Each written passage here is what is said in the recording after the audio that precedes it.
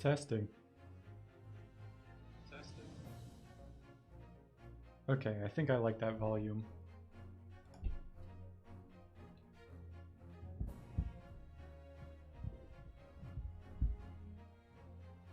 Where is... There we go. Okay, everything looks good. Let's... Whoops.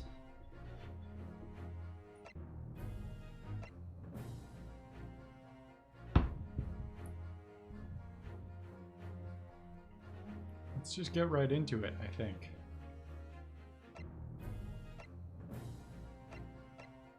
New game?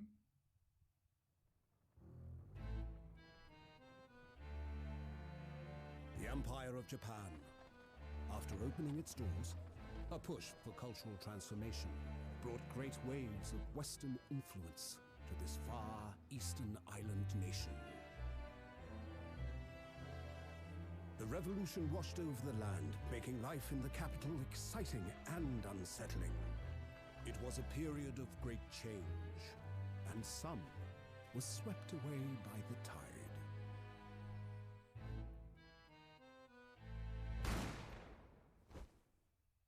Oh.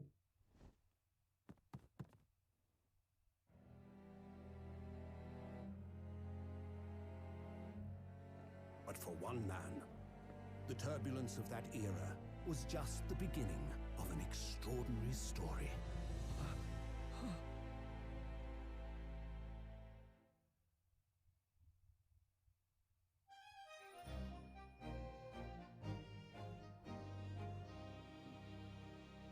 I did that whole pun and they don't even call the episodes like something something turnabout in this game. Oh well. I'm keeping it.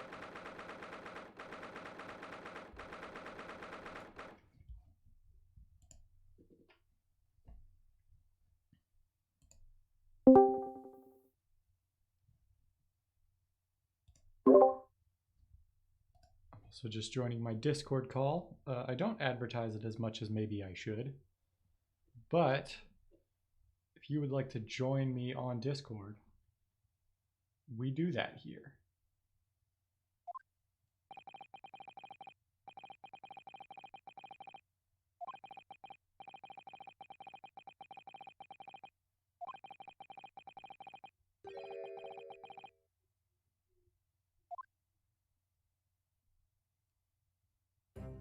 Oh, I guess I should be reading the text as it comes up. What? Oh, no, nothing. Save your glares, murderer. I'll try to do some funny voices for this, but I don't have a ton of range as a voice actor, because I am not a voice actor. Sorry.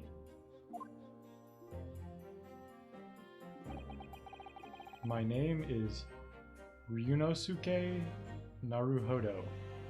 I think I did okay on that. I'm a second-year student at the Imperial Yume University. 3 days ago, I somehow found myself in the middle of a horrifying incident, and now here I am awaiting my trial. That's enough. He's not obliged to listen to such abuse, officer. And who are you? I'm this man's lawyer. I'll be defending him today. Lawyer? Yes, and until the judge has given his verdict on the case, no one has the right to treat him as a criminal. So you will hold your tongue. Isn't that, like, not true? Like, in Japan, isn't it, like, guilty until proven innocent? Because their system sucks in ways that are distinct from the way the American system sucks.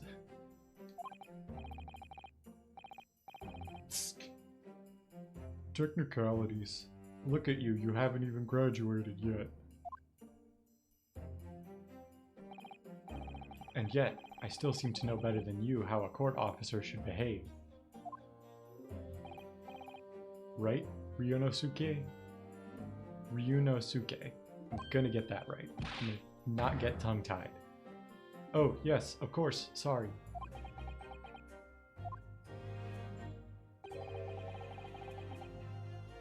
What are you apologizing to me for? Oh, no, I suppose that wasn't my fault. But really, Kazuma, I never meant to drag you into this, I'm sorry. Ha ha ha ha ha! There you go again, apologizing. Just like always. Ah. Though I must say, you've been all over the newspaper these past few days. Yume University professor murdered in cold blood by student. Ooh. But obviously, you didn't actually do it, did you? Of course not, you have to believe me, I didn't do it. I could never murder someone. Then there's nothing to worry about. Straighten yourself up. Hold your head high. You mean... I believe you. I know you're innocent, Ryunosuke. Kazuma Asogi, my best friend, also in his second year at Yume University, but he's far more clever than I. A star student, in fact. He's even a qualified lawyer. Impressive considering he's still an undergraduate. It's not that impressive. The very concept of lawyers is only a few years old, here in Japan anyway. My qualifications don't mean much, yet. You said exactly the same thing 3 days ago. But I'm proud to have a friend like you, Kazuma, truly. 3 days ago. Yes, that's when all this started. Congratulations, Kazuma. It looks like you're gonna get to study abroad at last. I know, I've been waiting forever. I've been forever dreaming of this day. Finally, those government elites have acknowledged my academic achievements and successes in court. So you'll be representing Japan as you immerse yourself in the most sophisticated legal system in the world? I'm really happy for you and proud as your friend. There's not a soul in the university who doesn't know Kazuma's name. He's a living legend. It's like there's some mysterious aura billowing around his temple. I want to bring about change in our own legal system. That's why I have to cross the ocean to see the real thing with my own eyes. The heart of the British Empire. I wish I could see it too. Was Japan actually cool with Britain back in the day? I'm just assuming they weren't, because who was?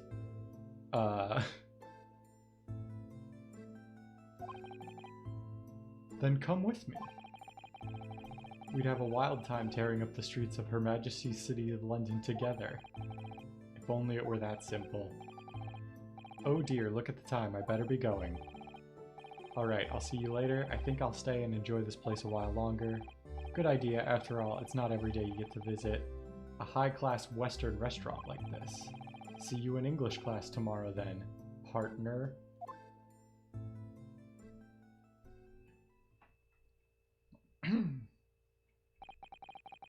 It was straight after that. That's when it happened.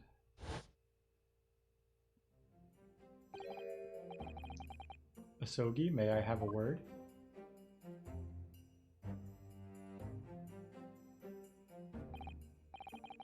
Professor, I didn't know you were coming.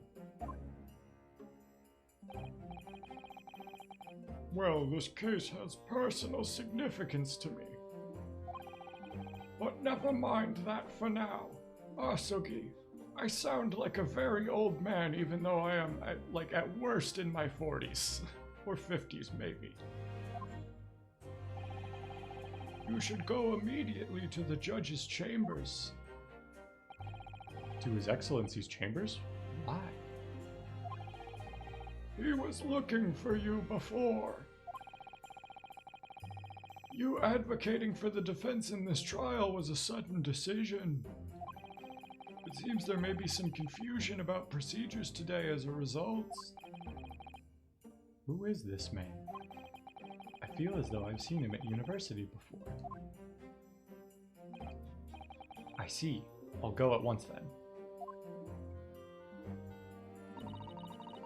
I shall accompany you.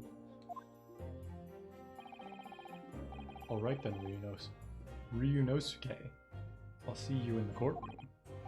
Yes, thanks, Kazuma.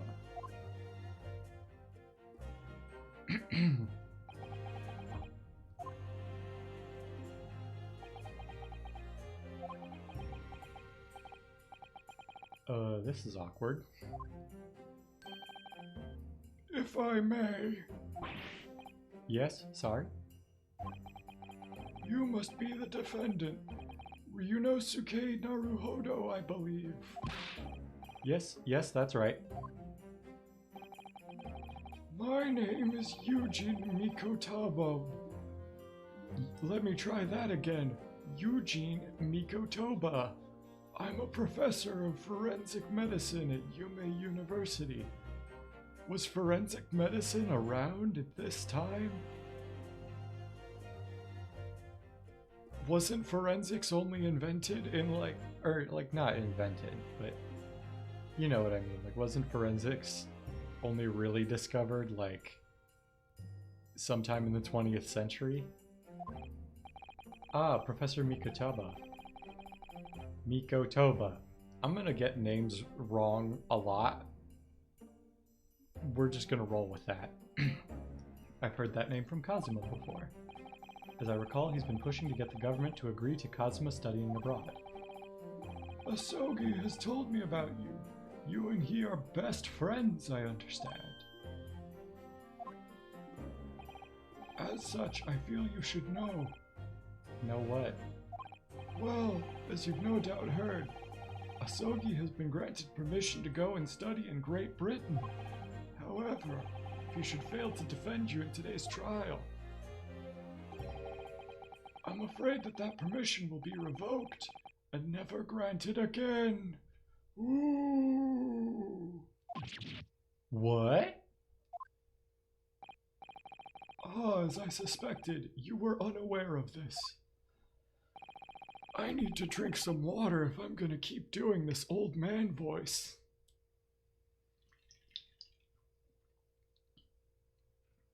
I had a feeling Asogi may have chosen not to tell you. He's agreed to defend me knowing that if he fails, his dreams will be shattered? But I don't understand. Why would the government do such a thing? The administration has to choose from a large number of applicants for overseas study. It's very difficult to persuade them to grant permission, even in the most favorable of circumstances. I don't believe it. But I didn't do it. I swear it. I'm not a murderer. I'm sure that's true. Nevertheless, I can assure you that proving your innocence will be no easy task. You see, there are certain peculiarities about today's trial. Sorry, what do you mean? You'll soon understand once proceedings get underway. But then what should I do? Well, naturally, I'm not going to suggest doing anything that could lead to a conviction. Right, so... As soon as the trial starts, the judge will pose a certain question to the defense. When that happens, you must answer before anyone else. You must say, I do. I do? But what will the question be? Surely not. Do you accept the accusations brought before you? Of course not. Defendant. Court is about to begin. Please proceed to the courtroom at once. My old man voice and my bailiff voice are bleeding together. Ah, it would seem our surreptitious discussions are to be cut short. So allow me to summarize.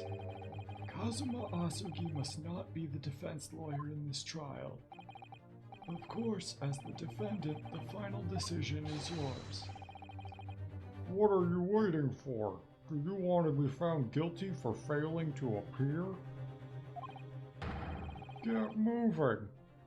There's no point in anyone advocating for the likes of you anyway.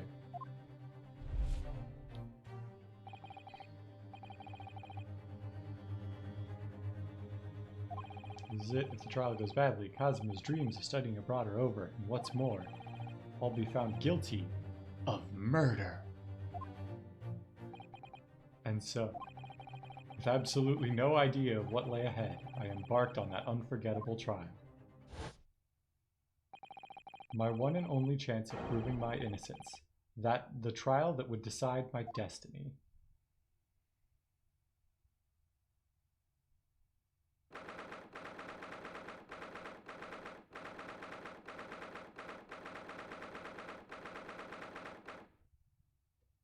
November 22nd, 9 a.m., Supreme Court of Judicature, Courtroom 2. So this is a courtroom. The Supreme Court of Judicature. No court in the land has more power. Wait, so our trial's just going straight to the Supreme Court? I don't know about Japan, but that's not how that works in the US. I don't much like the look of those people sitting in the public gallery. Lots of military and other uniforms in there. The powers that be have demanded that this be a secret trial. A secret trial? A trial that's closed to ordinary members of the public. Only military and government officials may attend. What? But why? It'll become clear in time, but for now. You need to concentrate, Ryunosuke. It's about to begin.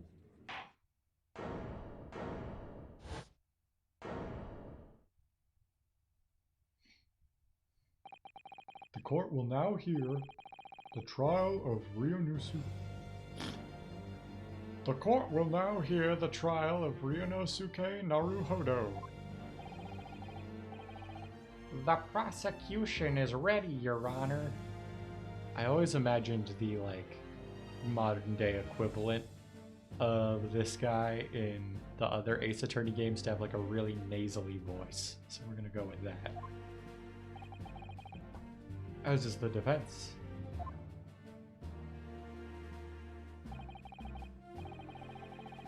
I already forgot what voice I did for this guy. Before we begin, there is one point of order I'd like to confirm. Yesterday evening, the defense made a last-minute request for a change of advocate. That's correct, Your Excellency. I made the request myself. Normal procedure is for the defendant's advocacy to be decided 2 days prior to the trial. As this is an unusual circumstance, I am obliged to ask for final confirmation now. Who advocates for the defendant in this trial? This is it. This must be the question. Who's going to defend me? That's the question the professor meant. But then, if I say I do, I need to answer quickly. What should I do? I mean, it wouldn't be much of a game if we were not the attorney. Answer I do. Your Excellency, no confirmation is needed.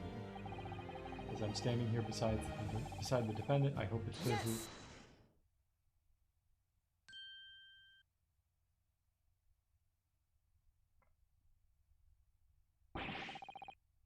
What is the meaning of this unruly outburst?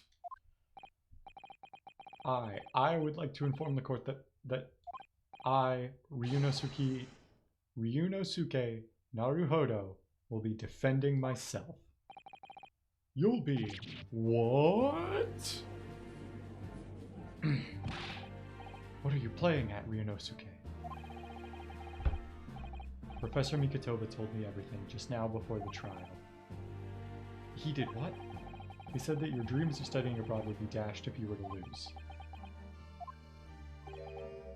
How sad. It means you don't have faith in me.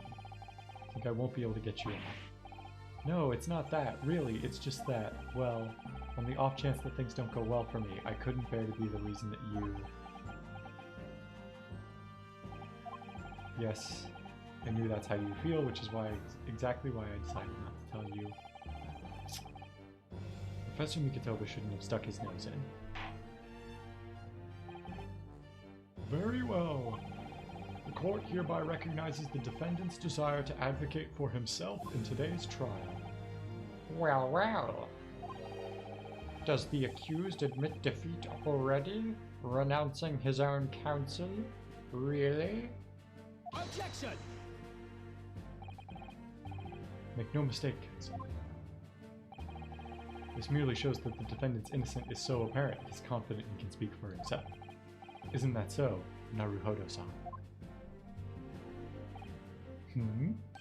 Oh, yes, exactly.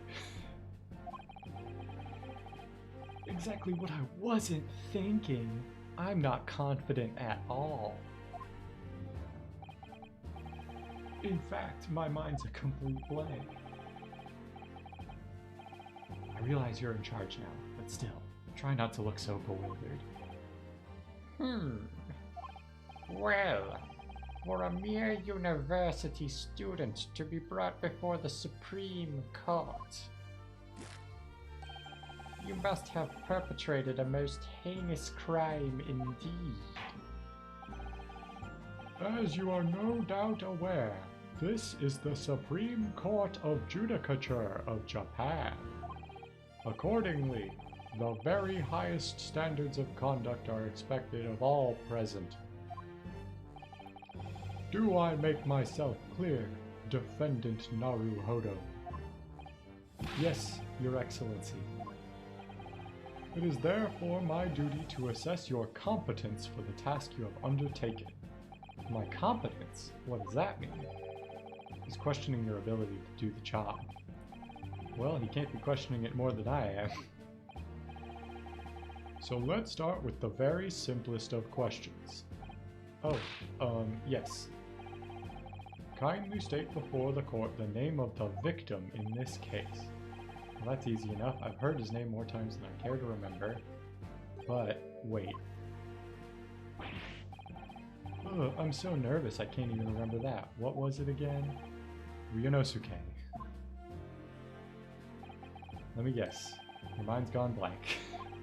You know me so well. All the relevant information for this case can be found in the court record. But I can't even find that. It's simple. You can access the court record with a press of R1. If you ever find you've forgotten something, just consult that. It's all there. Just have to press R1 for the court record. Alright, there's no time to lose. This is a list of evidence you've collected. Now try switching to people instead with R1. You'll find details about the victim in here. When you're done, just press circle to go back.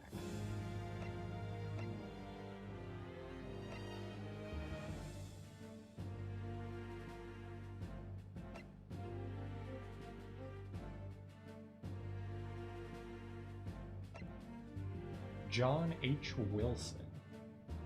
Victim of the case, he was a visiting professor of medicine at Yume University from the British Empire. Medicine professor? Medicine professor? Tried to get me to represent myself? I have suspicions. So remember, everything to do with the current case can be found in the court record. Now, better not keep His Excellency waiting any longer. Go on. Find the victim in the people section of the court record, then press triangle to present. Try it now. Yes! Yes! The victim's name was Dr. John H. Wilson.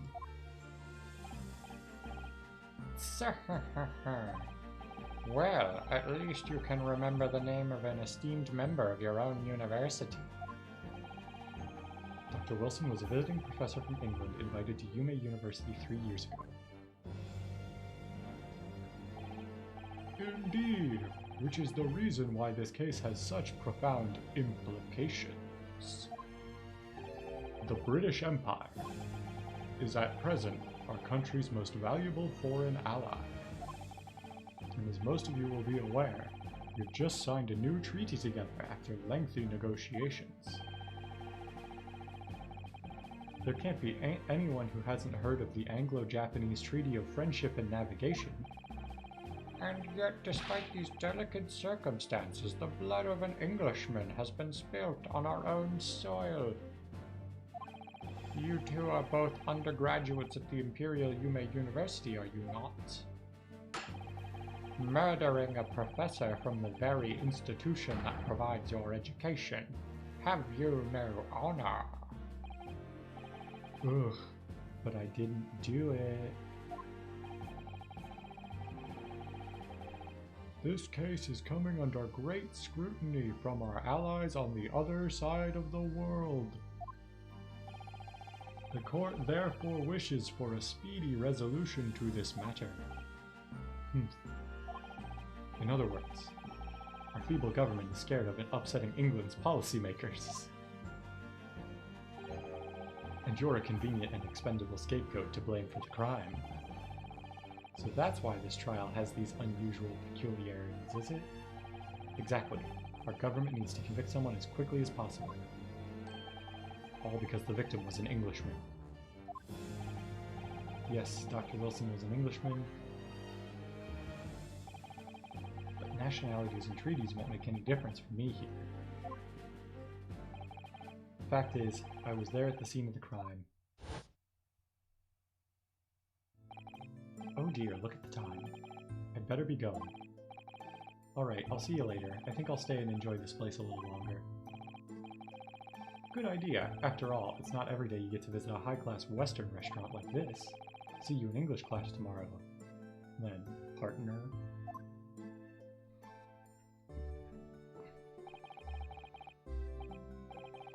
The British Empire. Wow, it's incredible to think... Wait.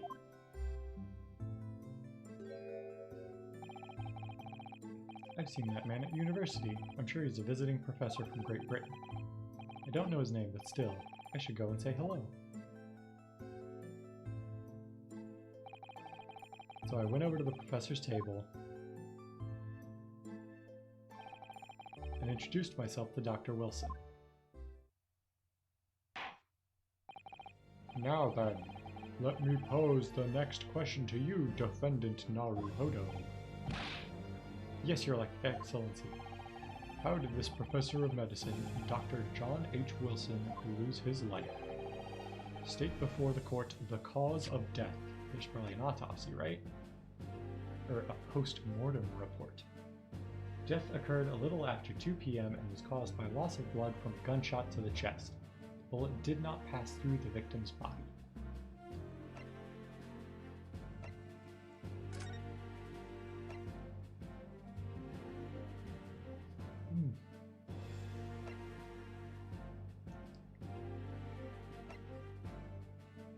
Bullet fired at close range, fatal hemorrhage from pectoral ballistic trauma, no exit wound, bullet did not pass through the body. The cause of death? Well, obviously that was, now they're going to tell me to check the court record. I'm just going to kind of skip through this, because we already did that. Find the piece of evidence that shows the professor's cause of death and select present. Yes! It's the post-mortem report. Well, according to this document, the victim suffered a hemorrhagic death due to gunshot trauma. Learn to read, you imbecile. That's the post-mortem report, I take it. Sorry, yes, that's right, the post-mortem report. In the West, a doctor dissects the corpses to identify the cause of death in an autopsy. But here in Japan, a police officer merely inspects the body and draws conclusions that way. Oh, I see. As long as I'm not going to be tested on any of this later. This is a so-called photographic print of the scene of the crime. I'm very confused by when this is supposed to take place in, like, a timeline. Is this after World War II? You can clearly You can clearly discern scorch marks around the bullet hole provided by the powder explosion. In other words, we should assume that the victim was shot at close range.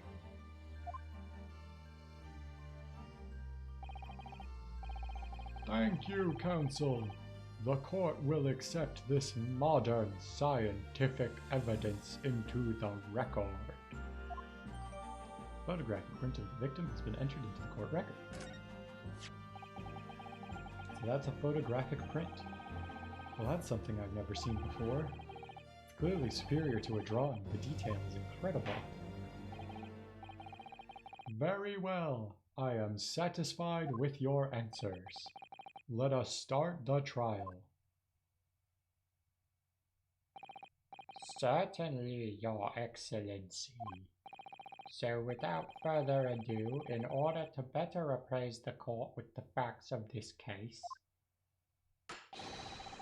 the prosecution hereby calls its first witness, who was there at the scene of the crime when it happened.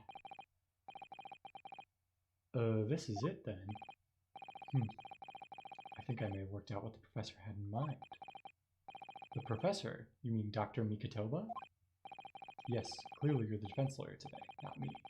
That doesn't mean... Well, I can still act as your assistant. Ah, of course. When he was speaking with me before, he simply said, Kazuma Asogi must not be the defense lawyer in this trial. He really has been sticking his oar in, hasn't he? Maybe, but any help you can give me would be greatly appreciated, Kazuma. Well, my first piece of advice is, rein in that crazy look of bewilderment and control the cold sweats. Only if you rein in that crazy headband and control the cold stares first.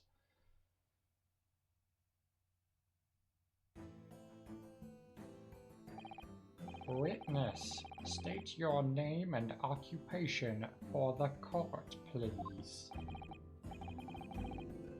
What's this guy's voice gonna sound like? Of course. My name is Satoru Hosonaga. I am the head waiter at a Western-style restaurant called La Carnival. Are you alright? You seem to be coughing up some,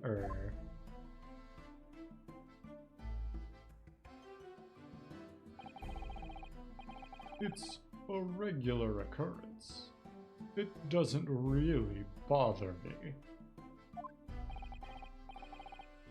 Well, it really should. As everyone knows, the capital's southeastern quarter was developed for foreign visitors some years ago. It's become a very fashionable district now, full of hotels to accommodate overseas guests. This grim crime occurred in one of the district's so-called restaurants, an Occidental eatery, 3 days ago. Understood. Hosonaga-san, you will kindly tell the court everything you can about the incident. At once, sir. And no petty interjections from the aspiring lawyer boy, please. Oh, perspiring maybe, but aspiring? It was just after 2 p.m. on the day in question. We have few dinners at that time of day. The lunchtime rush was over and there were only 3 tables still occupied. That fits in with my memory of it too. There was hardly anyone else in that place. It was when I was in the kitchen, putting away crockery and cutlery. A gunshot rang out, so I hurried to the dining area to see what happened. I found the victim, an English gentleman slumped in his chair, And standing immediately beside him, gun in hand, was the accused university student. Hold on, let me just clarify something here. While I did pick up a gun I found lying on the floor beside the professor, I didn't shoot him. I believe I asked you to refrain from petty interjections. The court wishes to listen to the witness's report of what he saw, you amateur. But the next time you interrupt at an inappropriate time, you will be penalized, Defendant Naruhodo. Don't worry, Ryunosuke. You'll have your chance to fight back. For now, we must just quietly listen to the witness. If I may confirm one point, waiter. Standing beside the victim with a gun in his hand was the same man we see here in court today? Yes, without question. I see. And apart from the accused, was there anyone else standing beside the victim? No. There was no one else around that table but the deceased Englishman and the university student. Huh? Wait, what did he just say? There was no one else around that table? What's the matter, Ryunosuke? That's just not right. When I went over to Dr. Wilson to say hello, there was a woman sitting opposite him at his table. Really? And that's not something the waiter could have missed. I've been warned about interjecting, but still, what should I do?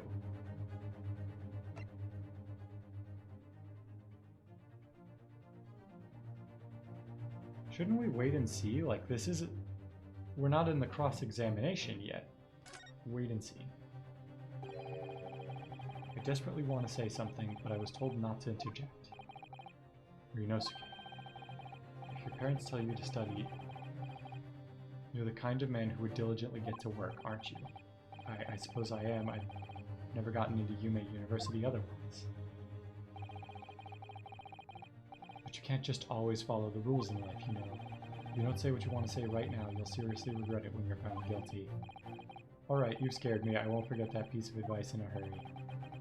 And there is something I want to say. I'm just going to shut my eyes and say it. Okay, so... Are we not just going to, like, cross-examine this guy? Just a moment, please. Dr. Wilson wasn't alone that day. I'm sure of it. There was a lady sitting with him at the same table. Dear me, what are we going to do with you? With your blatant disregard for court proceedings, I'm beginning to wonder if you're not a fraud. Could it be that the accused, this mere student, is not a real lawyer after all? But I'm sure of what I saw.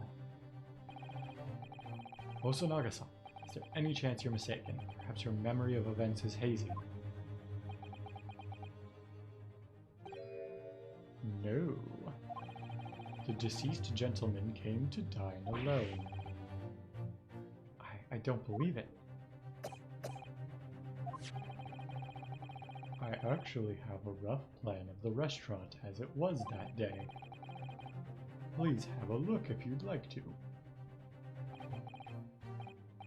Let me see. Ah, a sketch of the establishment's layout, drawn by yourself, I presume. That's right.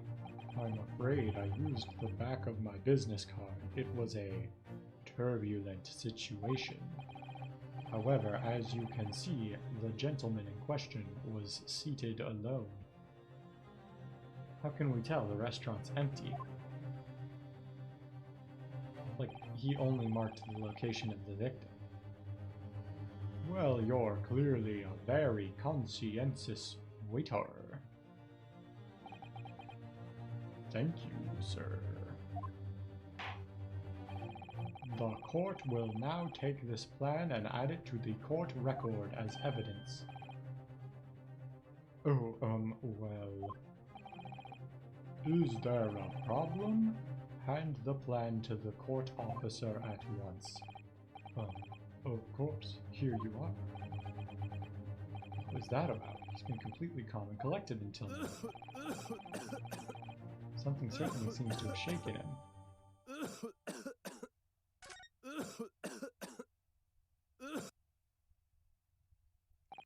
So, the court has now heard a precis of the case? Is that the word? Yes, at the moment the gunshot was heard in the restaurant.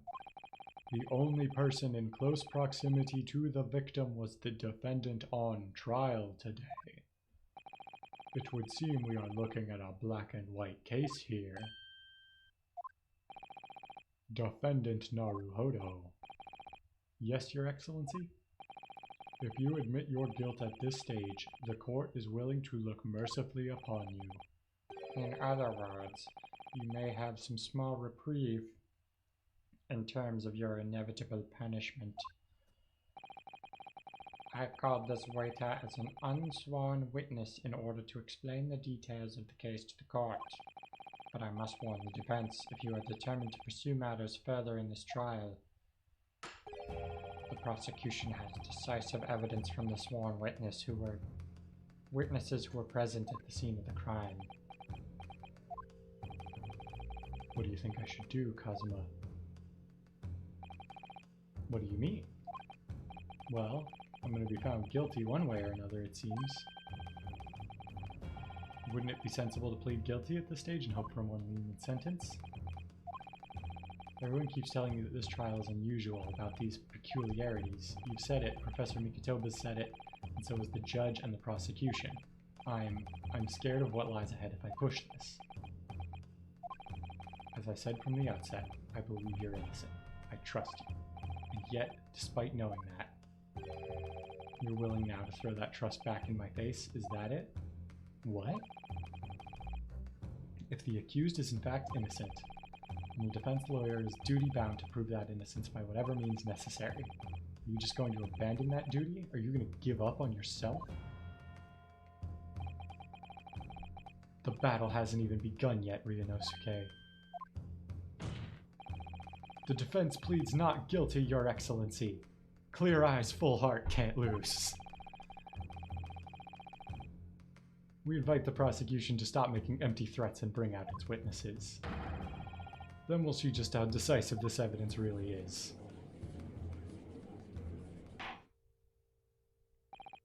Indeed. Prosecutor Aouchi, please continue with the proceedings. Tusk. Well, you were warned. The young can be so reckless. You know, many call me a saint, but I can be a devil when I want to be.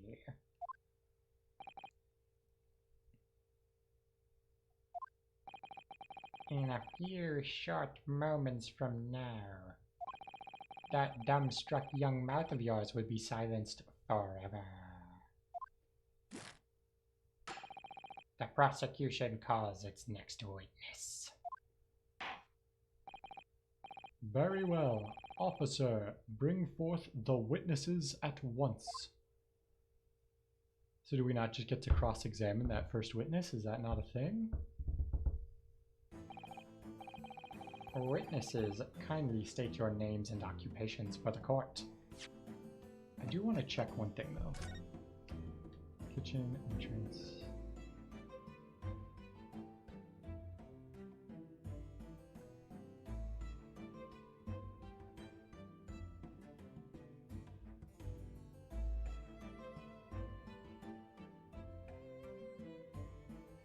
Kitchen entrance.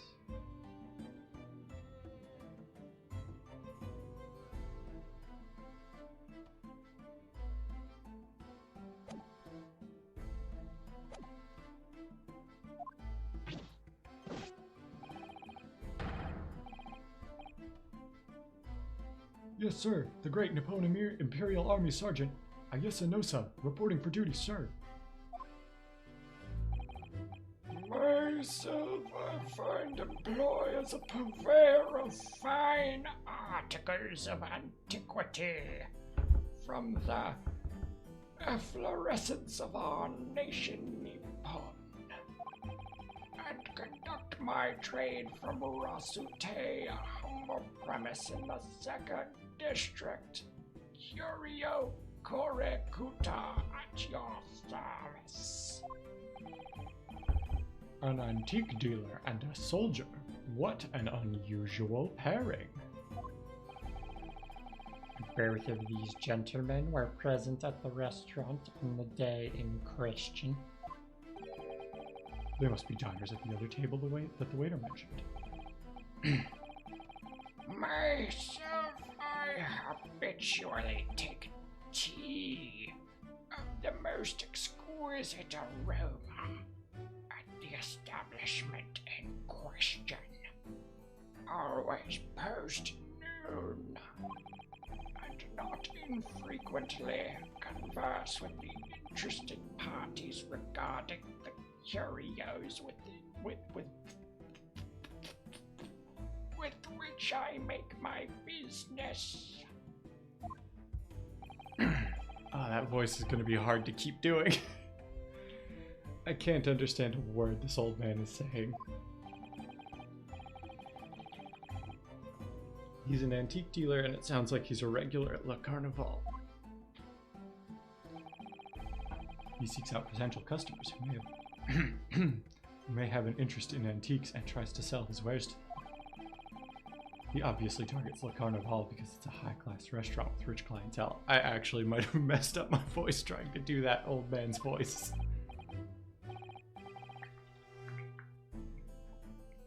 Right, I see. Although, to be honest, that sergeant looks more like he'd be a seller rather than a buyer. Now you've both witnessed the precise moment of this most atrocious incident. Is that correct? Affirmative. The enemy unit was seen attacking the foreigner in what can only be described as an act of war, sir.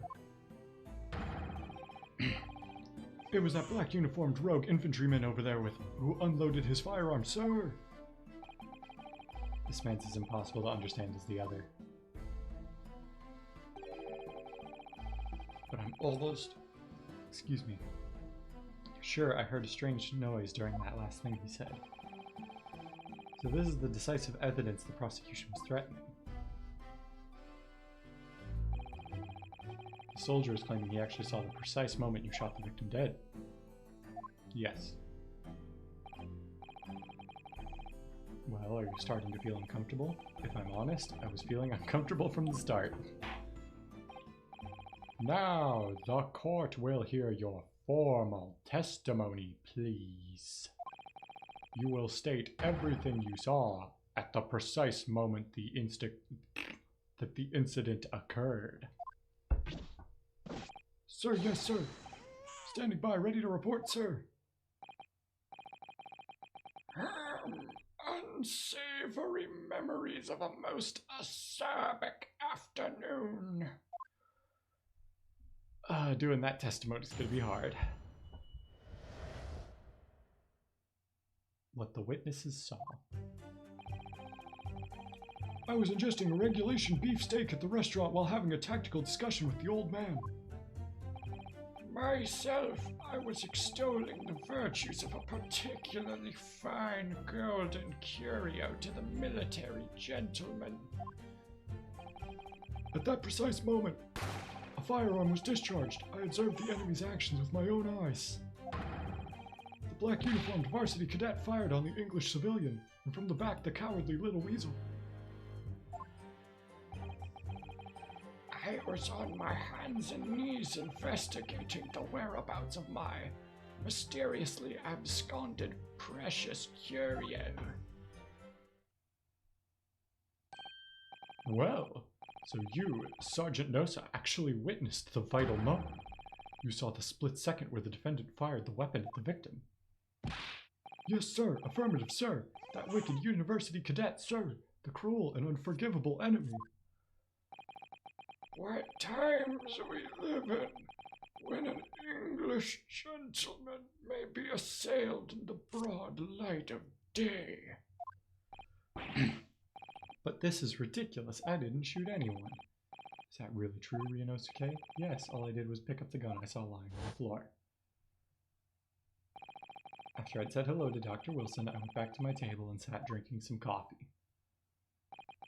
And when I'd finished, I got up from my seat to leave the restaurant when I noticed an English-made gun next to the chair where the professor was sitting.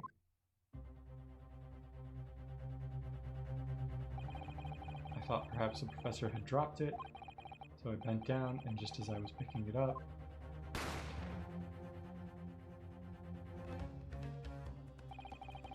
well, if that's the truth, there was obviously a criminal on the scene somewhere. Somewhere in these two witnesses' testimonies, there's a clue as to who that criminal was. There is.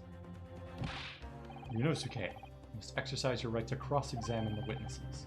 Cross-examine. Do it now. As we have heard, Your Excellency, there is no room for doubt in the testimony of these witnesses. The defendant is clearly guilty. It is time to bring the despicable student to justice. Certainly, the testimony the court just heard eliminates any vestige of doubt. Therefore, it is my grave duty to declare the verdict of this trial.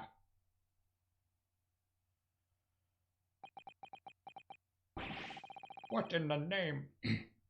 What in the name of the Emperor is the meaning of this outburst? The defense demands its right to a cross-examination. Dear me, dear me.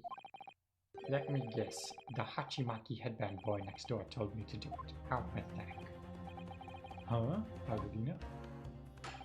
The prosecution objects. This is a clear waste of time. The defendant obviously has no experience. How can he possibly carry out the cross-examination?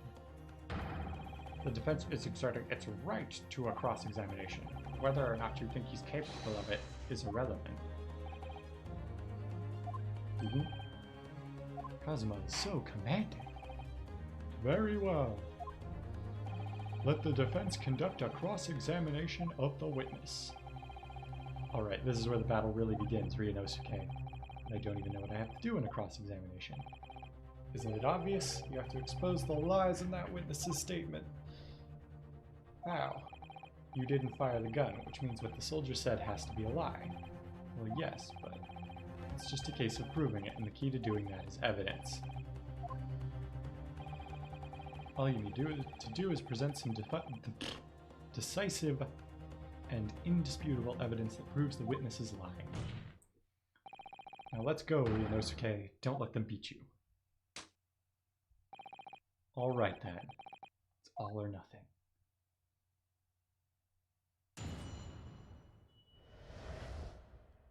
What the witnesses saw.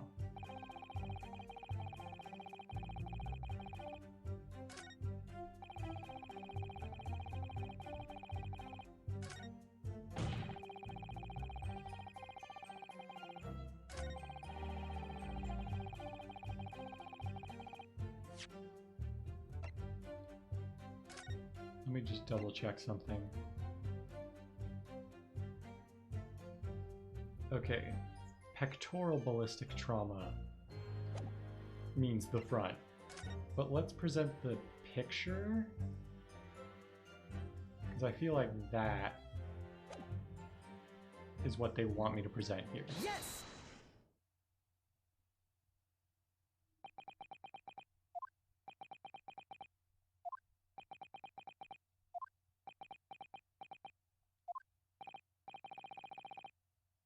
What are you playing at, cadet?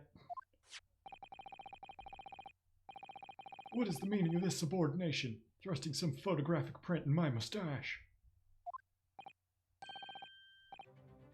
Inconsistency, sir. I mean, yes. There's a clear inconsistency here. What nonsense. What can this print possibly tell us that we don't already know? Well, obviously, that, I know what I want to say, but the words just won't come out of my mouth.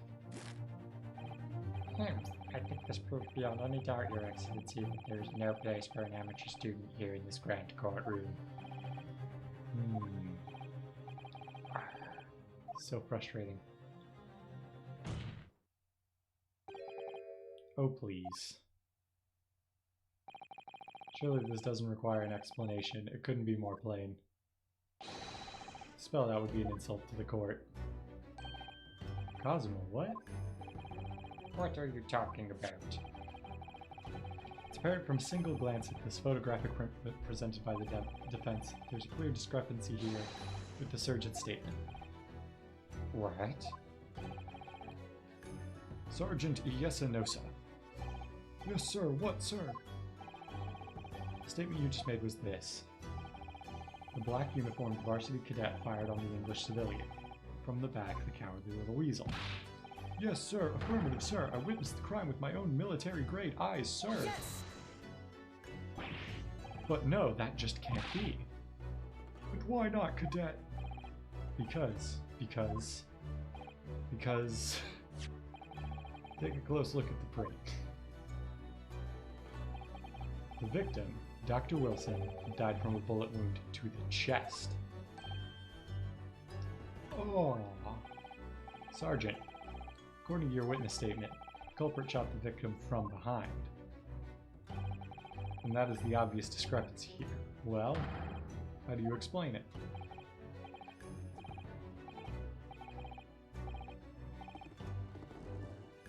Oh, Also, was that a baby? What was that? Something just popped up from behind his back and pushed it down again. Certainly there is a clear discrepancy with the facts here. Would you not agree, Sergeant Nosa? Yes, sir. At this juncture, that would appear to be indisputable. Until the moment I heard that firearm discharge, my eyes were firmly fixed on the delicious Le Carnival steak, sir. Alright. The last testimony the court heard has proven one thing beyond a reasonable doubt.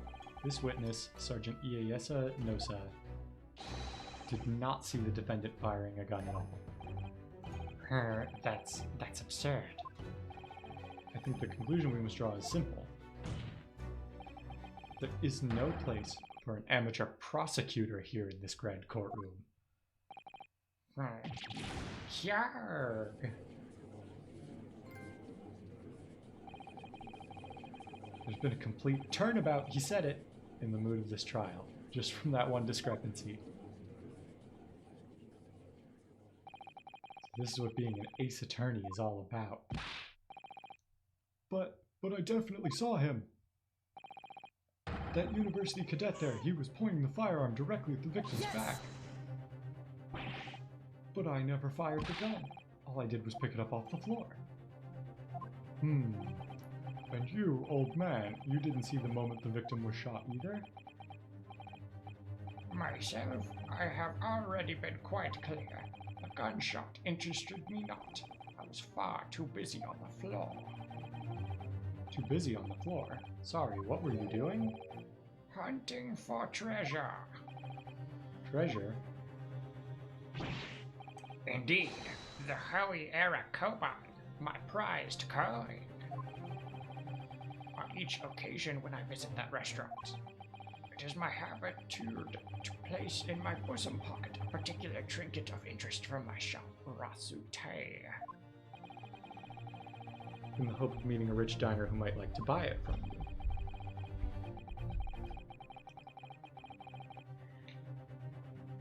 On the day under scrutiny, it was the military man that I proffered my holy treasure. I believed that he would purchase such a rare find. I did not. I was presented with little alternative. And then, after averting my eyes for the briefest of moments, it was there no more. It simply vanished. The koban vanished? Hunting around under the table I was in case mayhap it had fallen there, and then it happened. You heard the gunshot. Indeed I did, but heeded it not, for I was concerned only with finding my absconded holy treasure. Nothing could distract me. Out of interest, did you find the coin in the end? No. I see. That lamentable day, the precious Hoey Cobalt was lost to me. No doubt some unscrupulous scoundrel pocketed the prize coin for himself.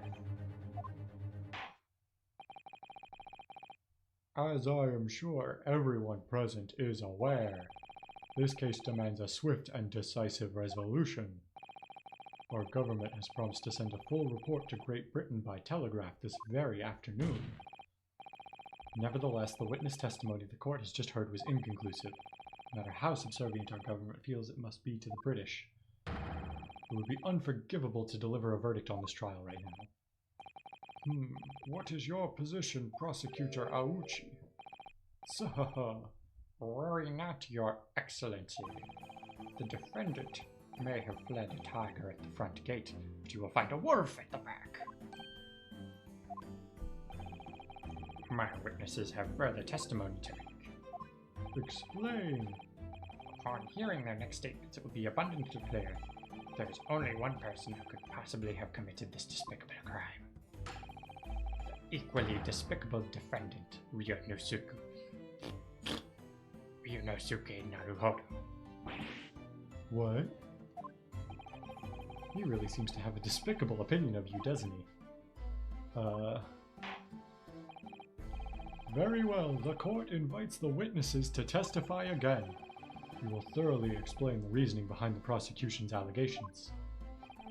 Is that clear? As clear as Kiriko glass, Your Excellency. Yes, sir. At once, sir. Awaiting signal to testify, sir. Excuse me.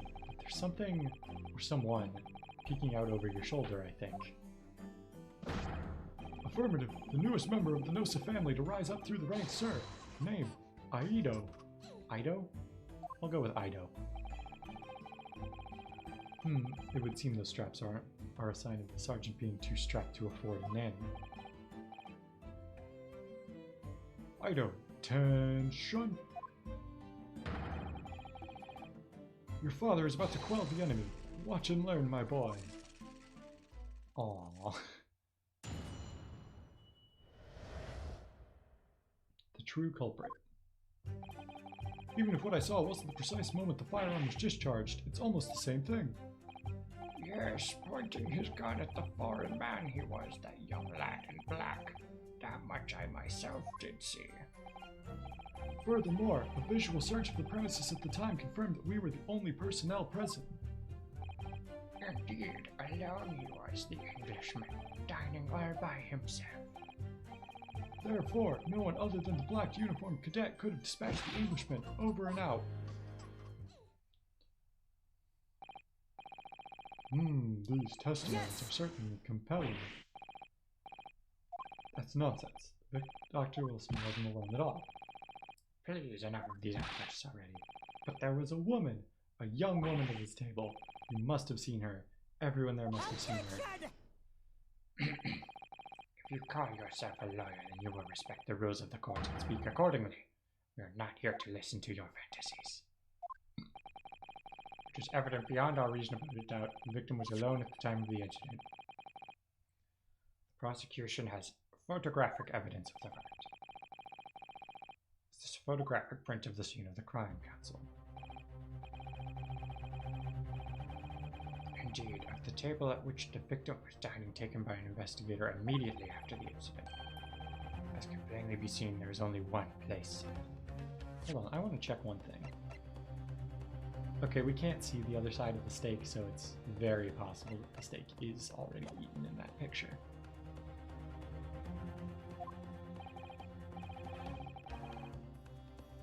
Certainly based on the appearance of this print, it would be reasonable to conclude that the victim was not in the company of anyone else. That doesn't make sense. The court will add this new photographic evidence to the record. Photographic Print was added to the court record. I don't understand. What's going on here? It's just not possible that nobody else saw that woman. The waiter before said the same thing. He maintains that Dr. Wilson came to the restaurant alone as well. That's not true. I saw her. I swear that I saw a woman with her.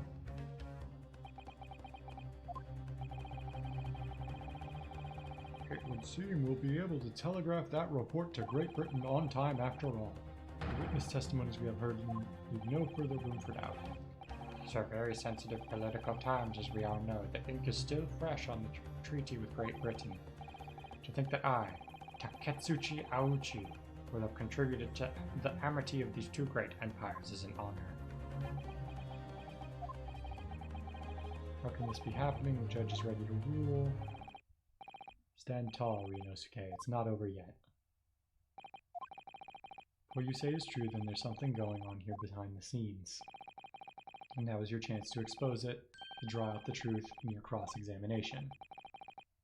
I don't know, Kazuma. The defense is entitled to cross-examine the witnesses, but make it quick, understood. Rules can be so unbending at times. Ugh.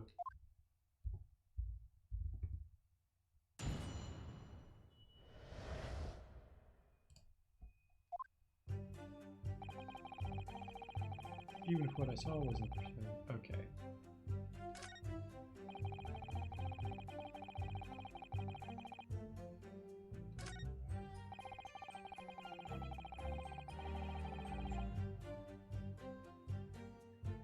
I guess let's press on this.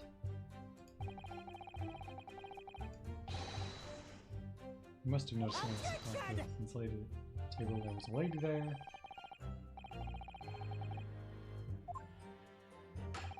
And yet no one else appears to have caught even a glimpse of this woman. I knew there'd been more people dining there at the time than someone else would have noticed her. Fortunately, it was already past 2 p.m. when it happened. Quiet time between lunch and dinner in any restaurant. Certainly 2 p.m. is neither here nor there in terms of times to eat. I wonder if there was a reason why the victim was eating at that time of day and why he was alone. Yes, Your Excellency, there was indeed a reason. There was? This was found in the victim's jacket pocket. What is that, Counsel? It is a medical report card, Your Excellency. It would seem the victim had an appointment at a clinic prior to visiting the restaurant. Hot clinic. Yes, there would indeed appear to be an entry for the date in question.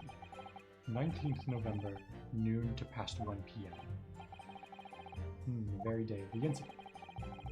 So the victim went for a late lunch following his appointment. The explanation couldn't be more simple. The prosecution felt no need to submit this evidence before, as it really had no bearing on the case. I wonder, what do you think, Ryunosuke? Well, it's hard to see how it could be related, really. Remember, you can request for it to be entered into the court record as evidence if you think it could be useful.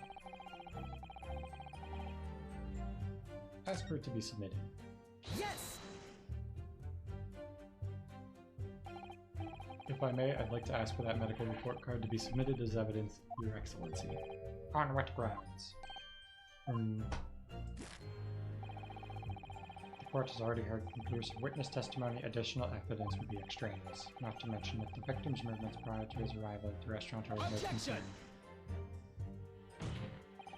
Whether or not they are of concern is up to us to decide. We have a right to explore all possible avenues. I beg your pardon? You have no authority to refuse a perfectly valid request for the submission of evidence. Very well, the court will grant the defense's request. Youngsters these days are forever asserting their rights. It's a most disturbing trend. Officer, kindly add the victim's medical report card to the court record. The victim's medical report card has been entered into the court record. What we need right now is new clues. You have to explore things from every possible angle, even if they don't seem relevant at first. You can conspire to prolong this trial as much as you would like, but it's the day after the festival already for you. Or perhaps you'd forgotten. These witness testimonies leave no room for doubt. Feel free to reiterate for the accused, Korakuta-san.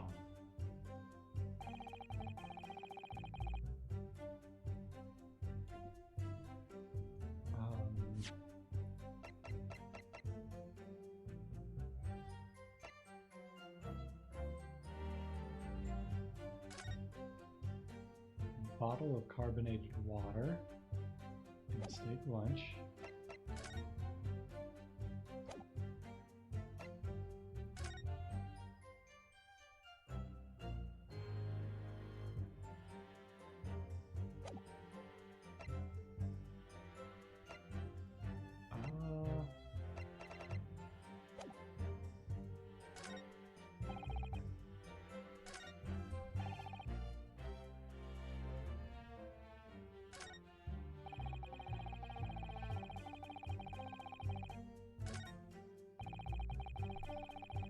Trying to think what the best sort of avenue is here. Maybe we just kind of press on everything. See what else we can dig out.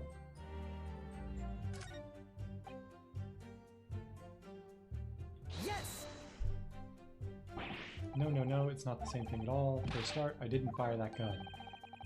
We have a difference of opinion on that. The opinion of a uniformed officer versus that of a fledgling cadet.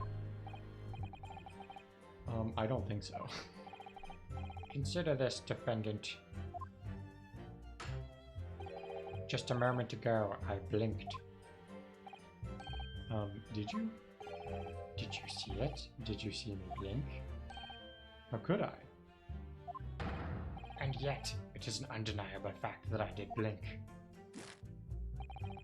So there you have it. Have what? Tension! The sound of the firearm rang in my ears, and the very next moment, I saw you waving the gun at the Englishman. I think that says it all, don't you? Grrr.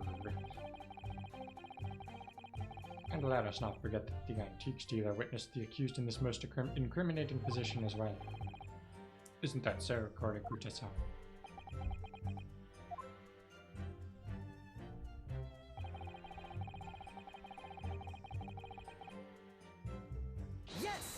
But didn't you say you were like on the ground the whole time?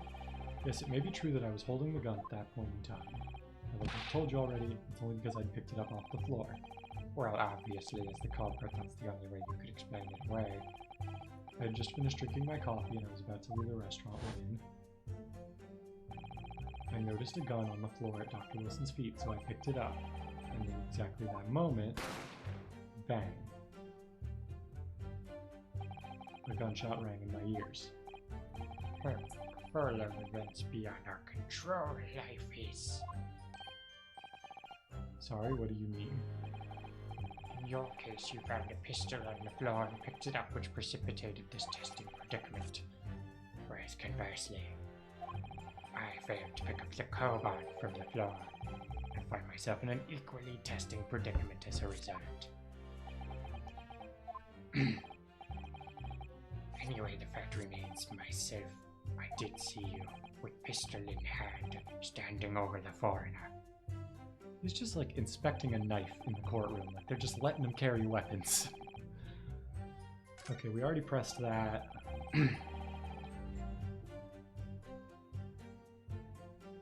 Yes! So you actually saw that with your own eyes, did you? The victim, Dr. Wilson, dining alone. That I did. Forgive me for the position I place you in. Sir, the testimonies of the old man, the soldier, and the waiter all agree on that point. Isn't that interesting? Let us not forget the incontestable evidence we have to support their statements as well. As can clearly be seen, there is only a single beef steak on the victim's table. A meal for one. No. The antiques dealer, the sergeant, and the waiter who testified before. It's not impossible that they're all lying. But if so, then why? I'm perfectly honest, I have absolutely no idea. Therefore, no one other than the black uniformed cadet could dispatch the Englishman over and out. I guess I could press on this? I feel like this is the statement that we need to present evidence for. But what evidence?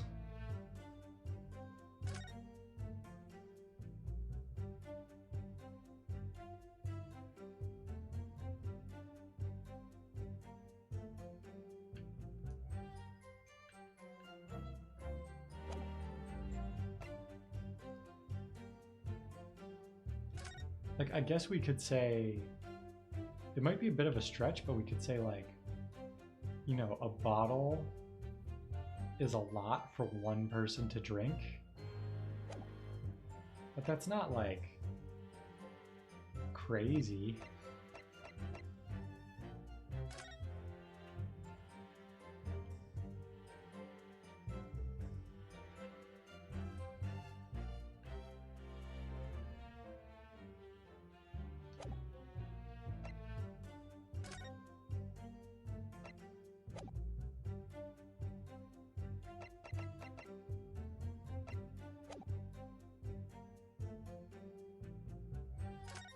I guess let's press this one too. Yes! Why aren't you telling the truth? What? What did you say, cadet? I clearly remember. There was a woman sitting across the table from the professor. Perhaps one of you might not have noticed. For both of you to have failed to see the professor's dining companion, it's just not possible. Unfortunately for you, Defendant Naruhodo, it's not just a case of these two witnesses alone. Sorry, the waiter, whose testimony the court heard earlier, clearly stated the same thing. He also said that the victim was alone. That's right. Precisely, in other words, you are the sole proponent of this phantom lady. My voice wasn't wrong there. But I... If such a woman were indeed present at the scene, the prosecution demands to see proof. And if no such proof exists, the prosecution demands that no further mention of this phantom woman be made. It is a blatant waste of the court's time. There's nothing I can say to that.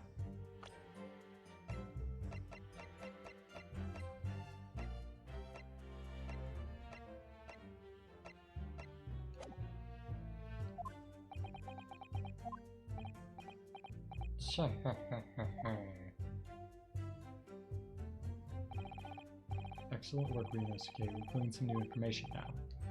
Well, yes, but I don't feel like it changes much. I can't see that it brings any real discrepancies to light.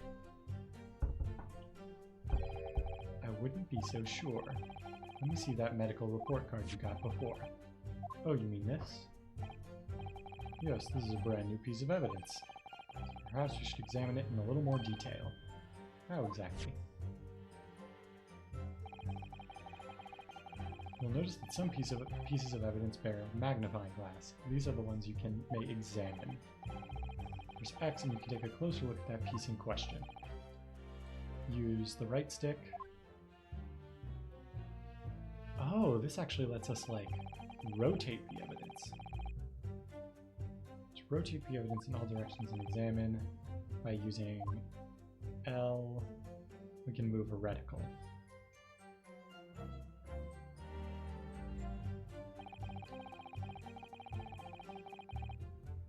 You can move the crosshairs around to hunt for clues that may have been missed before. If the crosshairs start to pulsate, press X to investigate further. So, partner, I think you should take a closer look at this medical report card. See if there isn't something new to be learned by examining it in more detail. Alright, I'll see what I can do. I need to use the right stick, left stick, and X to inspect any areas of evidence that look suspicious. Okay, so this says medical report card required for every visit. This says John Wilson, Hada Clinic. It says Clinic on this medical report card. I hate clinics almost as much as I hate hospitals and surgeries. Aren't they all the same? When I was 5, I caught the only cold I've ever had in my life. I remember even though I felt awful already, I'd have this hideous injection in my right arm. Brr, I'll never forget it, never in my whole life. Most people would give their right arm to have had only one cold in their whole life. Anyway, I don't think this is a clinic where they treat people for illnesses like that. Let's keep looking for clues. I don't want to miss anything.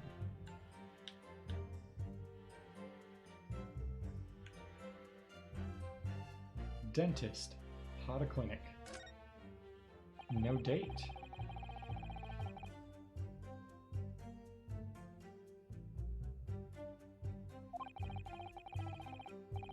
Probably a record of long-term treatment. Like, long-term treatment, that's why, with a family doctor, I imagine. And I can't imagine going to a doctor. I mean, as long as I'm alive, I'm never consulting one. Well, if you were dead, there'd be no point. So you don't like doctors then?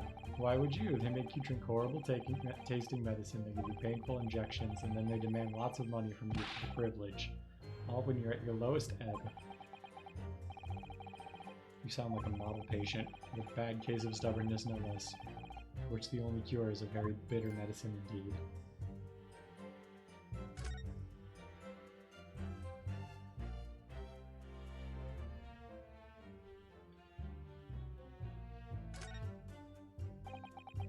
Let's have a look.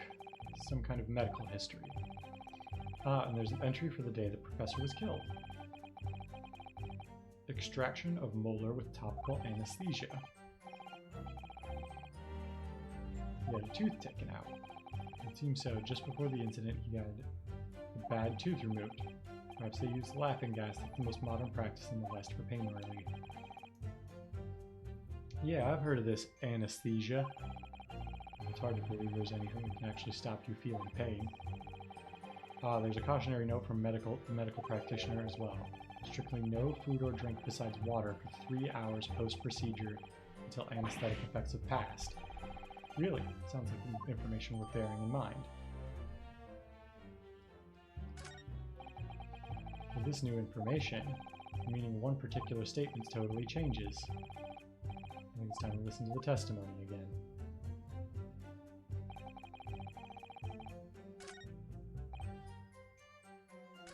So,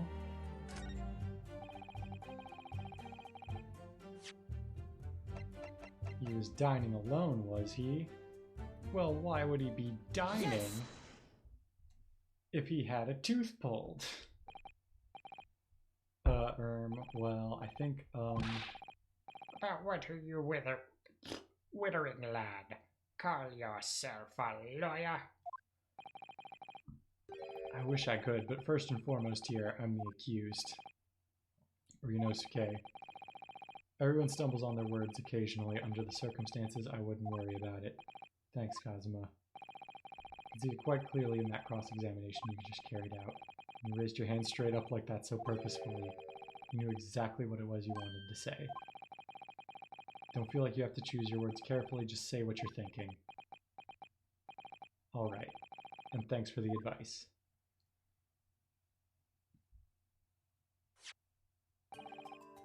Korakuta-san, this is a medical report card belonging to the victim. Ah, I see. And I don't see. What of it, boy? Comparing what is written on the report card with your witness statement, something clearly doesn't add up. Objection!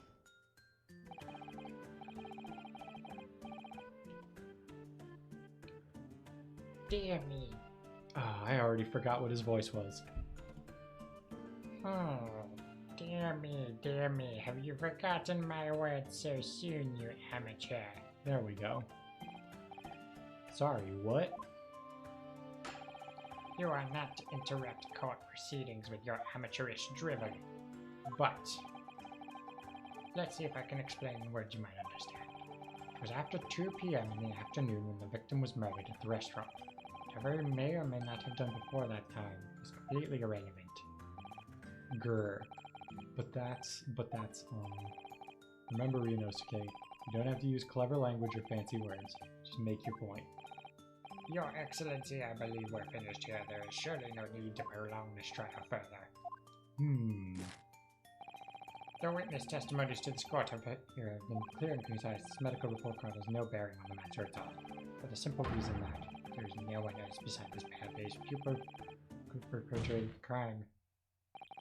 This medical report card has nothing to do with the case? Do you really believe that? What? That outburst half petrified me, boy. Of course I believe it. How could it possibly be relevant?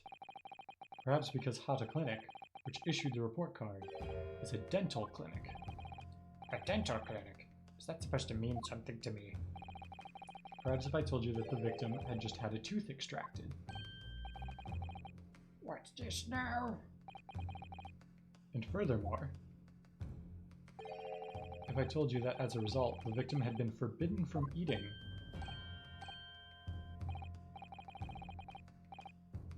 Just what are you trying to say, Cadet?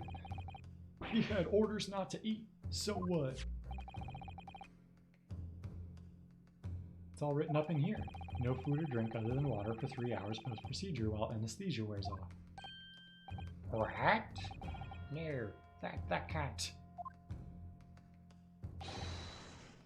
Korakuta-san. What, boy? What? As you just heard, when he was killed sometime shortly after 2 p.m., the victim couldn't have been eating anything at all. No. Additionally, there's more? You have assured the court with unwavering self-confidence that the victim was dining alone. But that cannot possibly be the case. Because the victim, as we now know, had just had one of his teeth extracted and was still experiencing the effects of the anesthetic.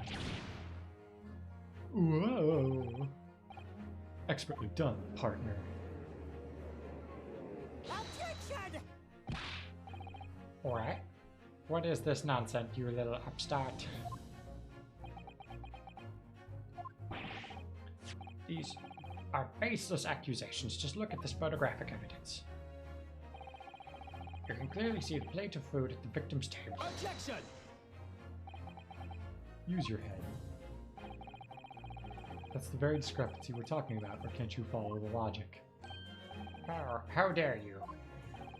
I think it's fair to say that the tables in this restaurant's case have turned. Wouldn't you agree, Ryunosuke? Yes, most definitely.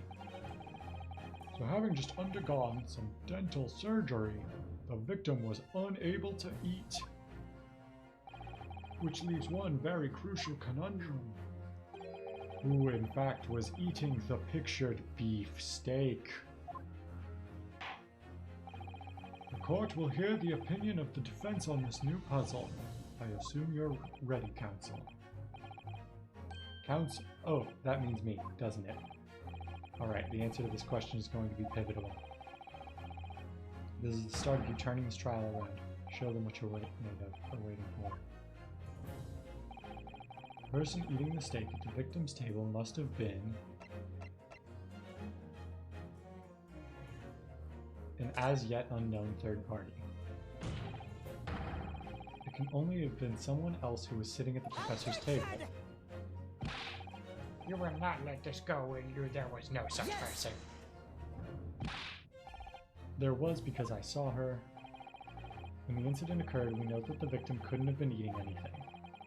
Here we have evidence of a half-eaten steak on his table. Therefore, the only logical conclusion is that there was somebody else there eating it. We have strong evidence to support our assertion. It's clear that these witness testimonies are unreliable. If the court decides to push through a ruling at this stage, we will lodge a formal complaint with the Ministry of Justice and pursue a fair retrial, relentlessly. Cosmo? Are you insane? You would take on the government? Don't worry, Counsel. I have no issue with you. What do you mean? I have issue with them, those two witnesses in the stand. What? What are you talking about? We've demonstrated with evidence that the victim was not alone.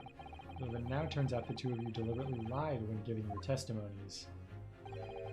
Obviously, you will be charged with perjury. Perjury?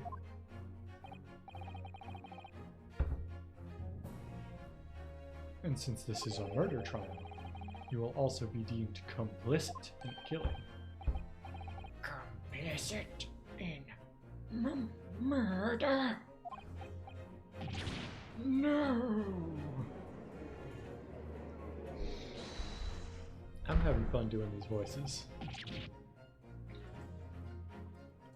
Negative. There was no mention of this at the tactical meeting. I was just following orders. That's right, as the man says.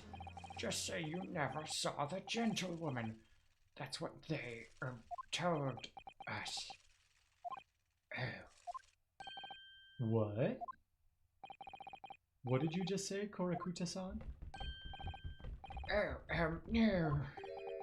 You were just following orders? Now hold on, lad. I was, Say you never saw the gentlewoman? Urgh. When you say gentlewoman, do you mean you saw the victim with a lady from overseas? What? What is the meaning of all of this? These witnesses gave false statements. Is this true, you pair? Just one simple slip of the tongue.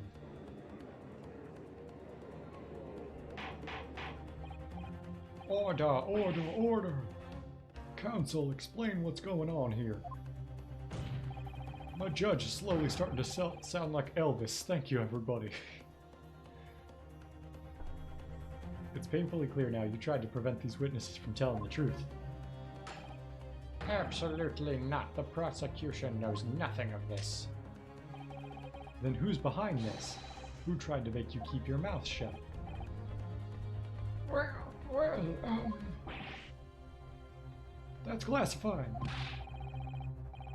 So you're prepared to be tried as a conspirator to this murder, are you? You would. This can't be happening. Ryunosuke, judging from the way they're reacting to this, I'd say they were sworn to silence by someone with considerable influence. However, I don't believe Auchi had any idea about it. What are you saying? I mean, to wield that kind of influence, there are only a handful of possibilities. It could only have been the government, the military, or the police, I suppose. Well, any ideas about who might be behind this? If we can confirm who tried to silence these witnesses, then we can continue our pursuit. We need to name whoever it was that tried to make the witness keep their mouth shut. Of course, we'll need evidence before we make any firm accusations. Evidence that proves whoever it was really did wield his or her power here. How can we possibly... Remember how we made progress before? We examined this piece of evidence in more detail and found a new clue as a result. Well, it's not the only piece of evidence we have, is it? We need to re-examine everything and make sure there's nothing we've missed. There's no time to lose. I want answers. It's proven that these witnesses have been manipulated. I assure you the penalty will be severe.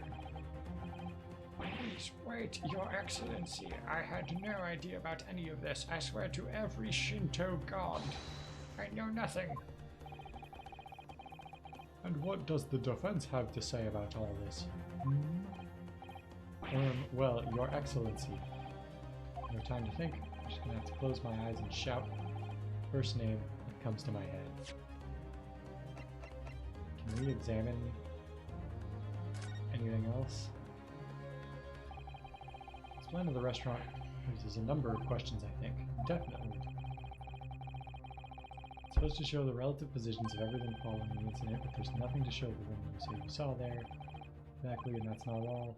Look here in the upper left where it says kitchen. Or yes, whatever. No one would use those complicated characters to write kitchen, especially not if they were in a hurry. And you don't remember those characters yourself, do you? Study harder, Ryunosuke. this the same? Okay, it's the same.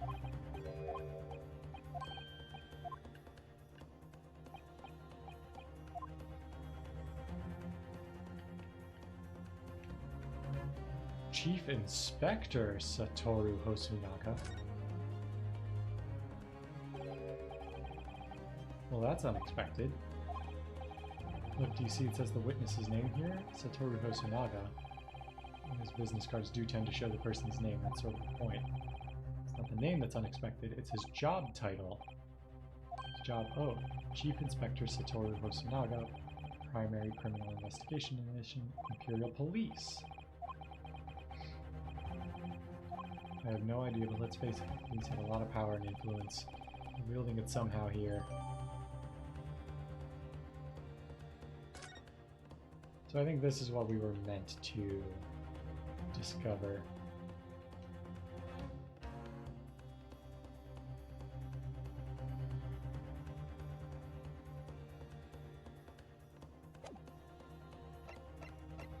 Yeah, so I think we're good.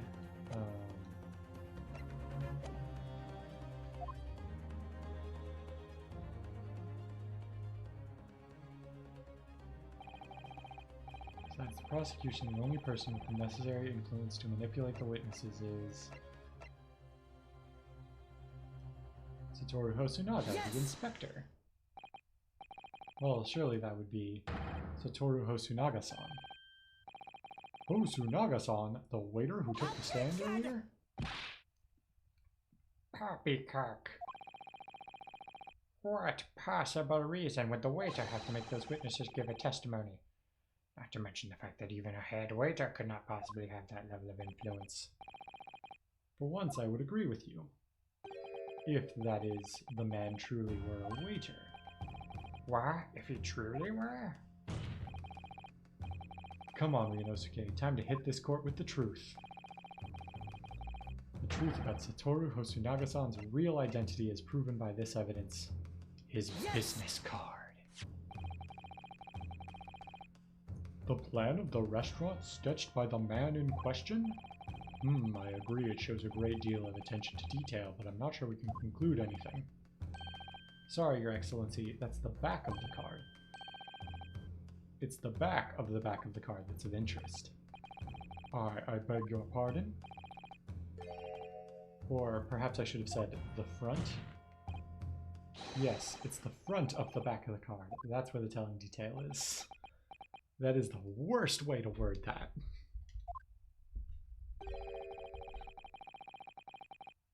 Would somebody please explain what that overexcited student is trying to say? Hosunaga-san sketched the plan of the restaurant on the reverse side of his business card. The front of that business card revealed the man in question's profession, his true profession.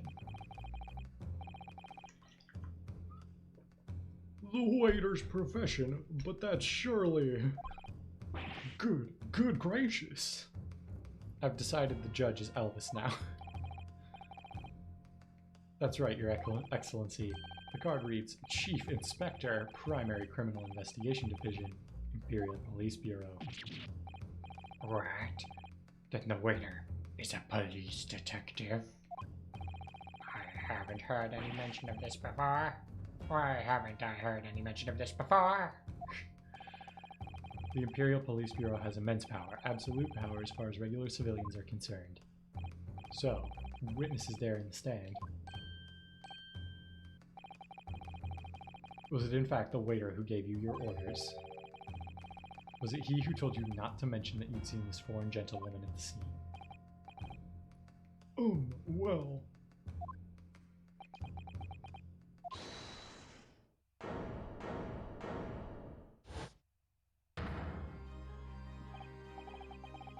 Inspector Hosunaga?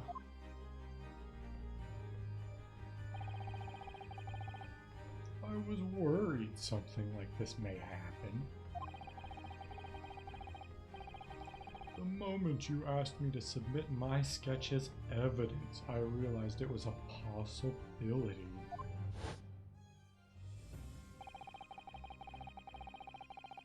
The court will take this plan and add it to the court record as evidence. Oh no.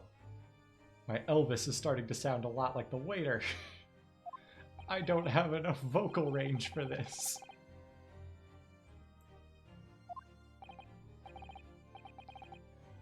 I'm just not going to voice that because we already did it and I need to figure out what I'm doing with my voices. Yes, I remember now. He did act strangely when the judge asked him to hand over his business card. I strive to carry out all investigations flawlessly. It's my guiding principle. I think the trick is I'm going to talk really slow as the waiter. That's going to force my voice to not do Elvis. But I let myself be distracted when I made that sketch. It was an unusually careless mistake. So you mean to say you really are a detective? Would the prosecution not know that? Do detectives not work with prosecutors at this point in history? But why would a detective be working as a restaurant waiter? Of course, your salary must be terrible. I was working undercover. Undercover? Yes. There has been a series of incidents at the restaurant recently. In order to investigate, I decided to get a job there as a waiter, working undercover. Incidents at the restaurant? What kind of incidents we talking? That would be classified police information, which I am not at liberty to divulge. However, I can state categorically that they are unrelated to this case of homicide.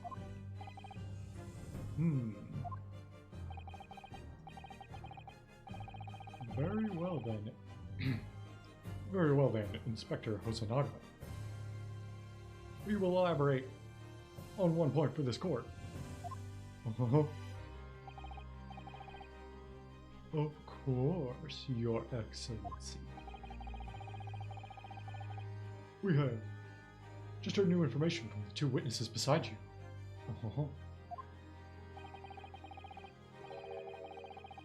That at the time of the shooting, there was in fact another person present at the table. Don't forget to tip your waiter.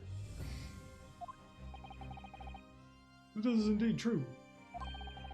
Clearly, you would also have been aware of this person's presence, having served at the table in question. However, your testimony did not allude to this other diner. Therefore, I am led to assume that in your professional capacity as a police officer, you required these witnesses to be in agreement. Would that be correct?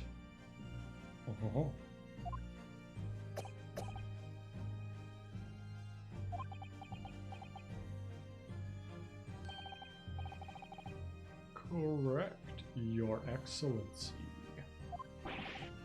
Unbelievable. As I suspected.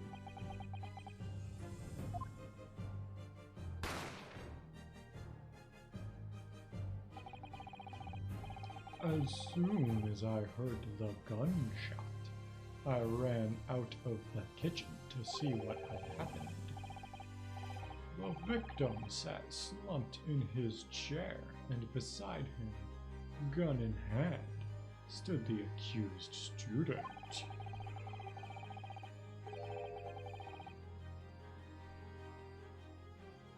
Sitting opposite the victim at the same table was a young lady, whom I guessed to be an Englishwoman.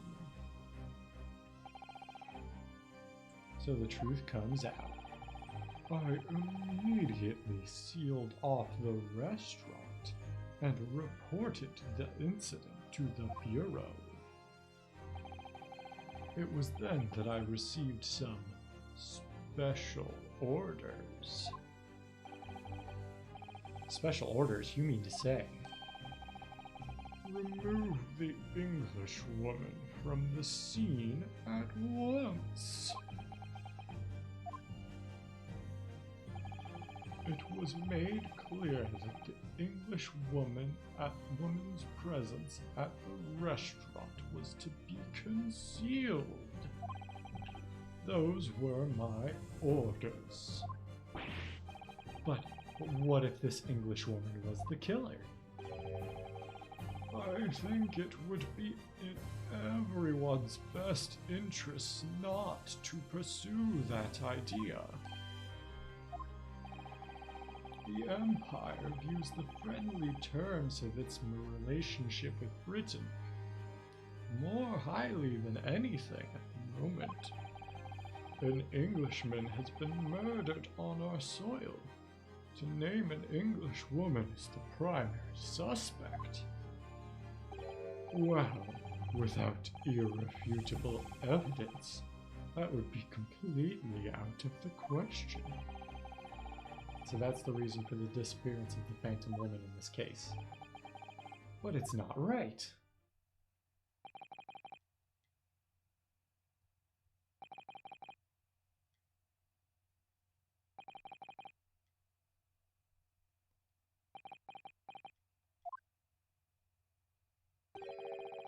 One possibility does spring to mind. What do you mean, Kazuma? Yume University is currently hosting a number of exchange students from Great Britain, and I'm fairly certain that one of them, studying in the medical faculty's research laboratory, is a young English woman. What?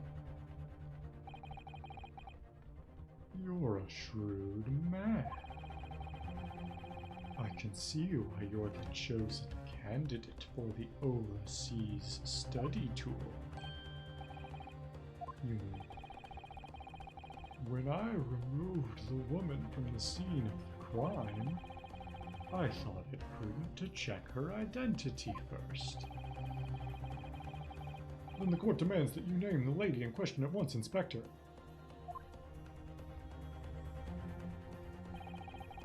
The English woman sitting at the university professor's table was a certain Miss Giselle Brett. I'm gonna go with Giselle.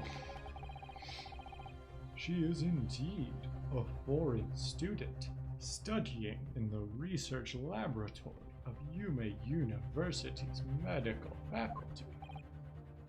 What? What is happening here?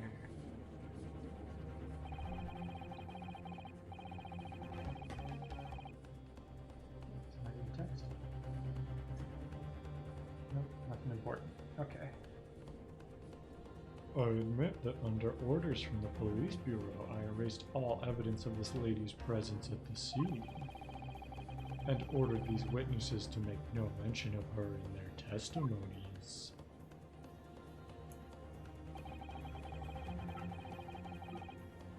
It must now be up to Your Excellency to decide how to deal with the situation.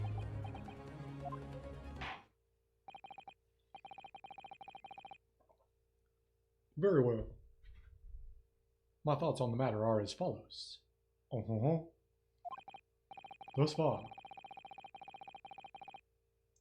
the case presented to the court has been underpinned by a particularly critical premise, namely, that the victim was dining alone. However, as we have now discovered, this present is false. It would be a desecration of our justice system to ignore the truth and give a ruling at this point. But Your Excellency, that would mean missing the noon deadline of a ruling in order to send the telegraphic report to Great Britain. Our own government will surely be very displeased by such actions. Calm yourself, Counsel. I will not allow the government of our country or any other to influence the proceedings of my courtroom. Inspector Hosanaga.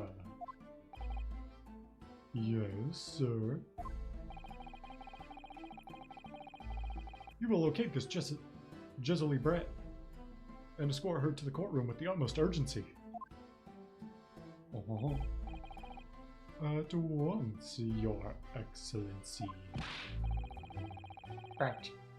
But that means you'll be going against the special orders you were given from the police bureau. As I said before, it is my guiding principle to carry out all investigations flawlessly. So it won't be a problem?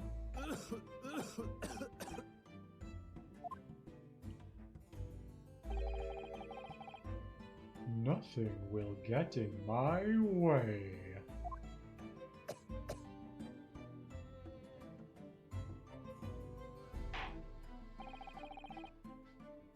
Court will adjourn briefly.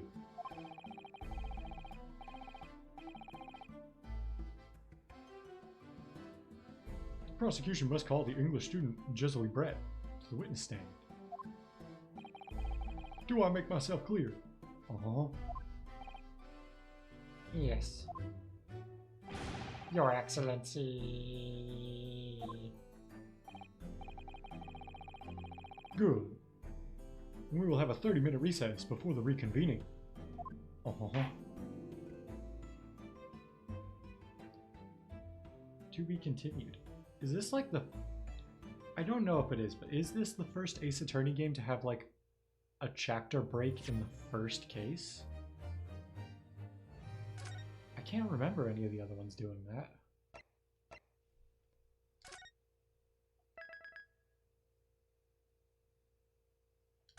Save complete.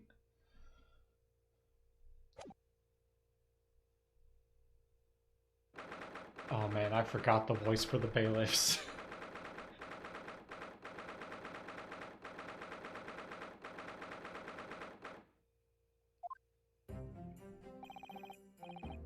Excellent work, Ryunosuke. That was superb. Ugh, my heart was in my mouth the entire time. It was almost unbelievable. I mean, looking at you in there. You were drenched in sweat, your eyes popping, your knees knocking, and you were grinding your teeth. It was a grim sight, but before I knew it, you'd started finding inconsistencies in the testimonies. I think you might have a natural talent for being a lawyer. Forget it, it's terrifying. If I get through this, I don't ever want to see the inside of a courtroom again. Ha ha ha ha ha.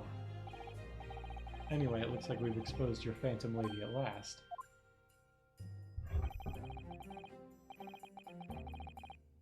Miss Jesely Brett, a student from Great Britain, is she? That's what I was trying to tell everybody from the start. Dr. Wilson wasn't alone. There was a young woman with him, like I've been saying all along. Yes, you have, haven't you? I might not be overly confident in the courtroom, but my powers of observation are one thing I am sure of. Yes, I can see that. So about this young gentlewoman.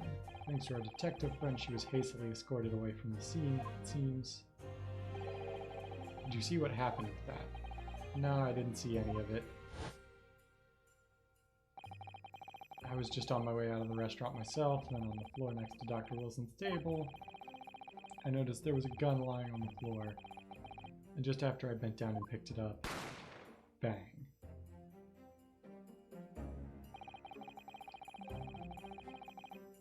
I didn't have time to think about where the sound of the gunshot had come from. The waiter ran over to me, looking white as a sheet, and bundled me into some sort of small pantry next to the kitchen. Fast thinking by the detective, we apprehended his suspect without a moment's delay. I'm guessing because I was shut in the pantry, I have no idea what happened outside in the dining area.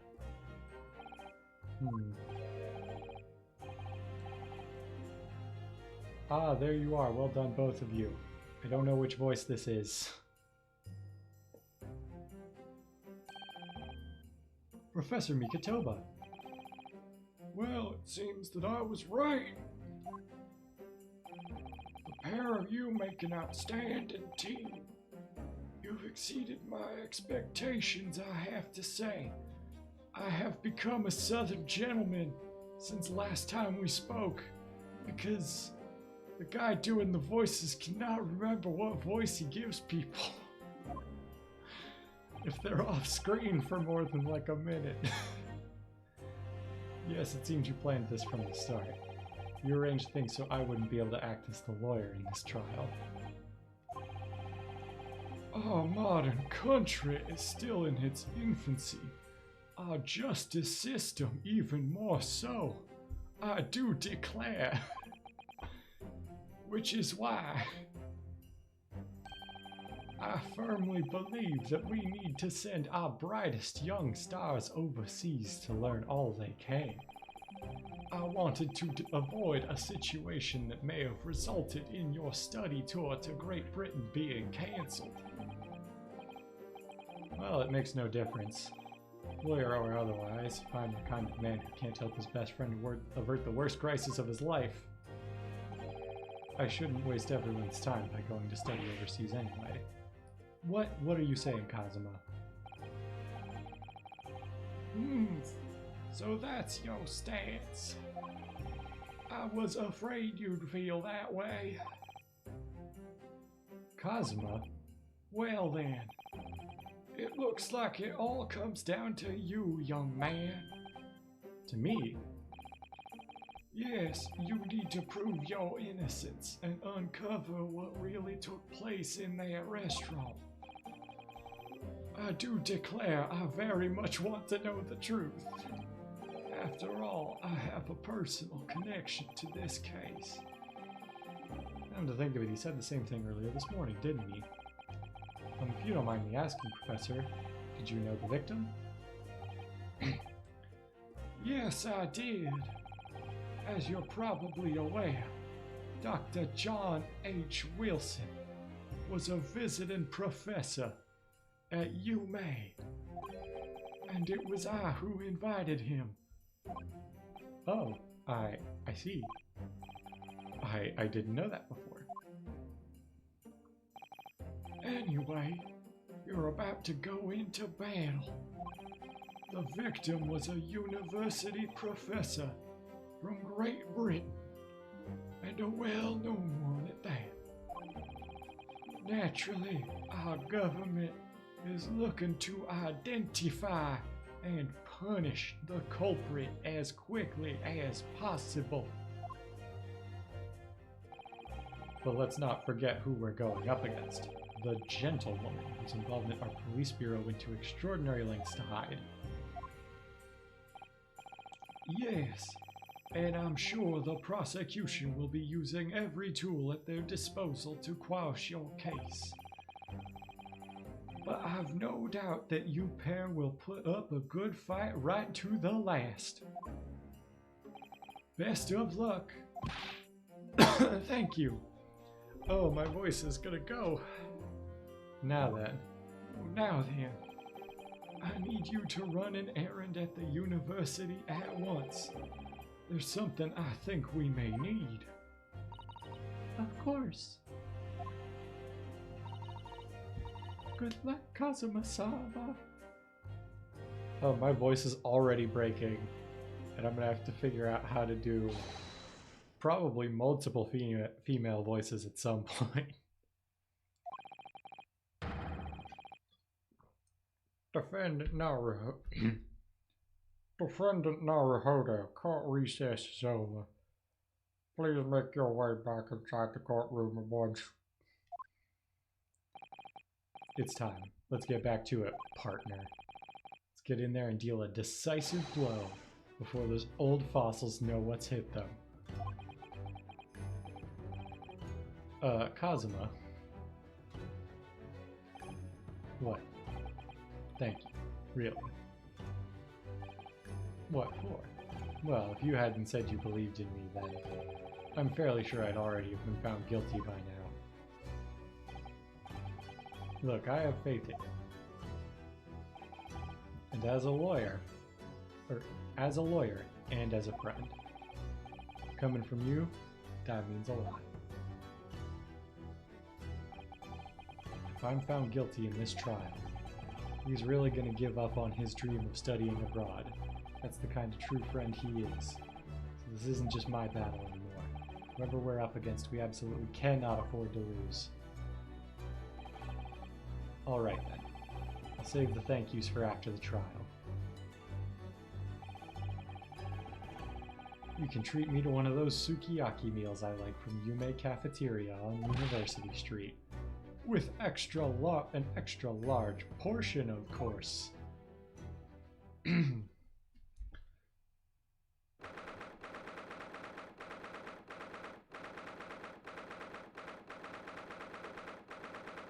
already finished my water. My throat is really drying out from doing all these voices, but I'm having a fun time. And that's what matters.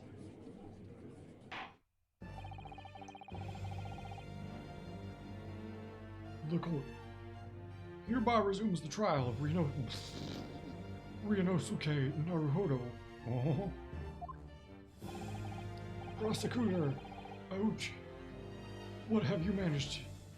Have you managed to subpoena the witness? Yes, Your Excellency, against all odds. And thanks to a certain young stripling, prosecution is now under rather painful scrutiny from the government. Sorry. Let the government scrutinize, that's their job. It's nothing to worry about. It's highly unlikely that the good relations we forged with Great Britain would emerge from this trial unscathed. But you still think it's nothing to worry about when the new treaty breaks down and our nation founders? Again, terribly sorry. If the friendship between our nations is really so fragile, then the treaty isn't worth the paper it's written on. You really have nothing to worry about, Ryunosuke. What do you mean? A secret trial, anxiety over some foreign government's opinions, bungled investigation, missing witnesses. Is this what our nation's justice system is? Is this the Supreme Court of Japan or of England? Shut up, you chucked up rookie boy. You and your friend know nothing of the station our nation finds itself in. By aligning ourselves with this great world power, we become strong. Diplomacy has never been more critical. Steady political maneuvering is what will secure our futures. I won't deny that I'm no expert. I'm just a student, and one who could arguably study harder too. But standing here now in our Supreme Court, there's one thing I feel very strongly. A country that fails to uphold the truth in its justice system is a country with no future at all.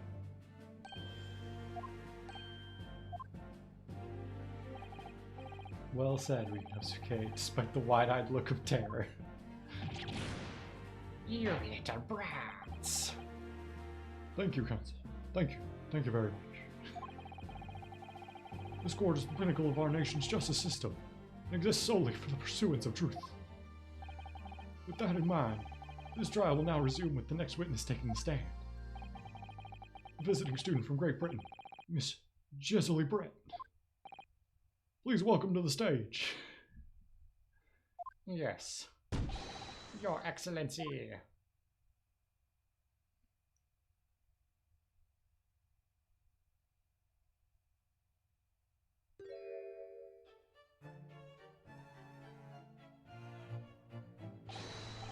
Well, what a delight it is to welcome such a fine gentlewoman to Japan, and from such a distant land. Tea! Someone bring English tea. In England, no discussions take place without tea. Is that true? No idea. So, ahem. Could we possibly trouble you to state your name and occupation for the courts? Of course. My name is Satoru Hosonaga. I have been working undercover as the head waiter of... Yes, we all know about you already. Inspector Hosonaga, where are your manners? In England, it's always ladies first. Is that true? No idea. More importantly, a little earlier today you said something to me. You said your powers of observation are the one thing you're sure of. Oh yes, I think I did, didn't I? Your description for this amazing sight was simply a woman. Sorry, Yonosuke, but powers of observation aside, your powers of description are sorely lacking. Guilty.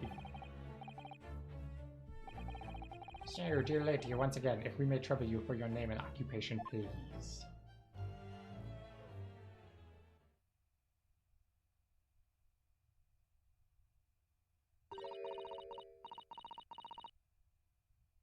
She's speaking in cursive. That's not fair. I can't read that.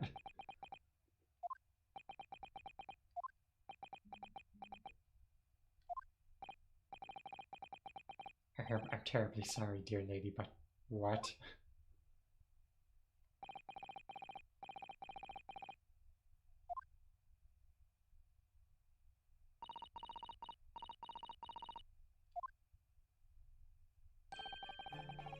The lady says her name is Jessie Brett. She comes from London, England. She's a visiting research student, currently enrolled in UMay University's medical faculty. Oh wow, what a rare treat to hear the dulcet tones of the delightful language of the British people.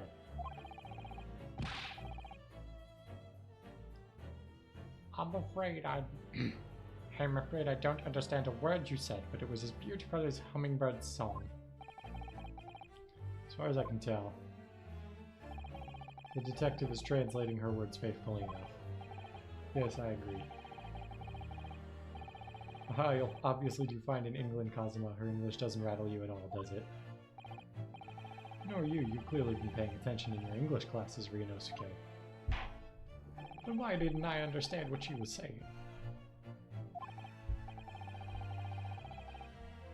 Now, we may trouble you to confirm something, Miss Brett. 3 days ago, at a restaurant called La Carnival, a grim murder took place. The court has been led to believe that you were dining there with the victim, Dr. Wilson, at the time. Is that correct?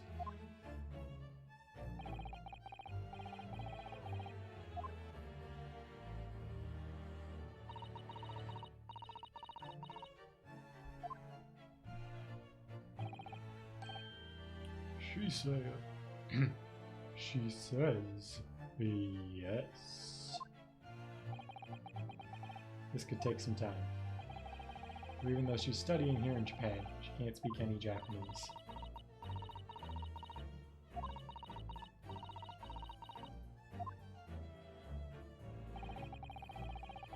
She'd like to apologize for disappearing from the scene. She says that she was due to make a presentation at the university, so she had to leave immediately. Interesting, when you're the one who engineered her escape. I was just following special orders from the Bureau.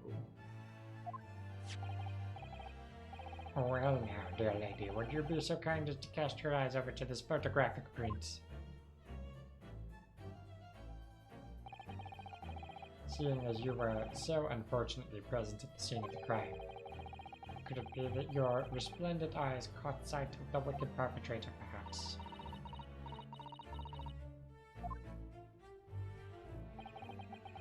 Apparently, it was a very frightening and sorrowful sight. Do you mean to say? Yes, it would appear the lady did witness the crime. The very moment when the accused, standing right there in this very courtroom, shot the victim in cold blood.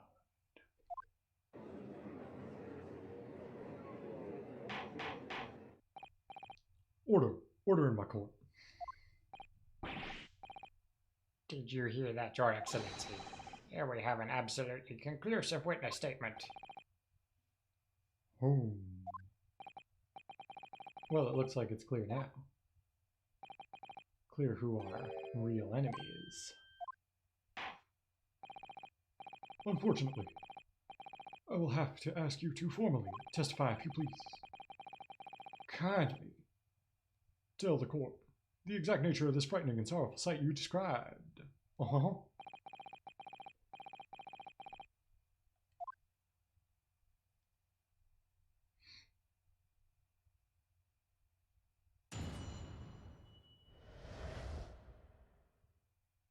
A frightening and sorrowful sight.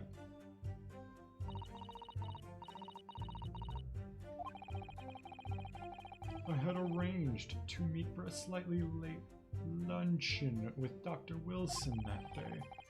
The professor was unable to eat, so I ordered for myself only a beef steak.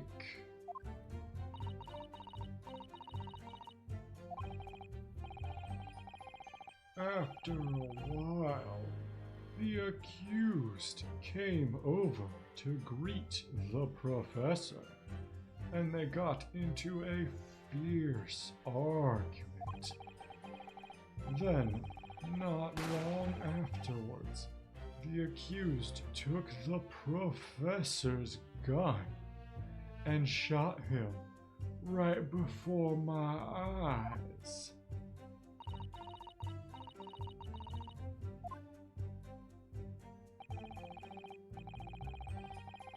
I don't carry a gun myself, so obviously I couldn't have been the culprit.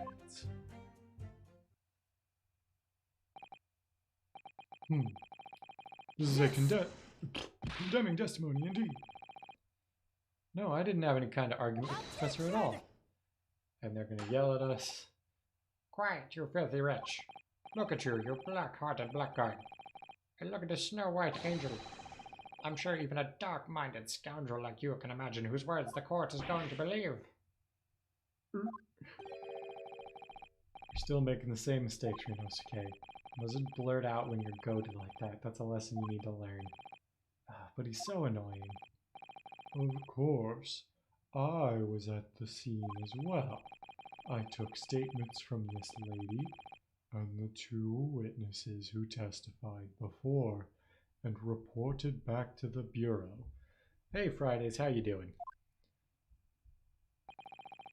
It was decided that Miss Brett was not involved, so I let her go. The testimonies of the last two witnesses were completely worthless, however. Well, even so, on the day in question, the lady was wearing the same outfit as she is today. That does not look like a comfortable outfit for, like, going to luncheon.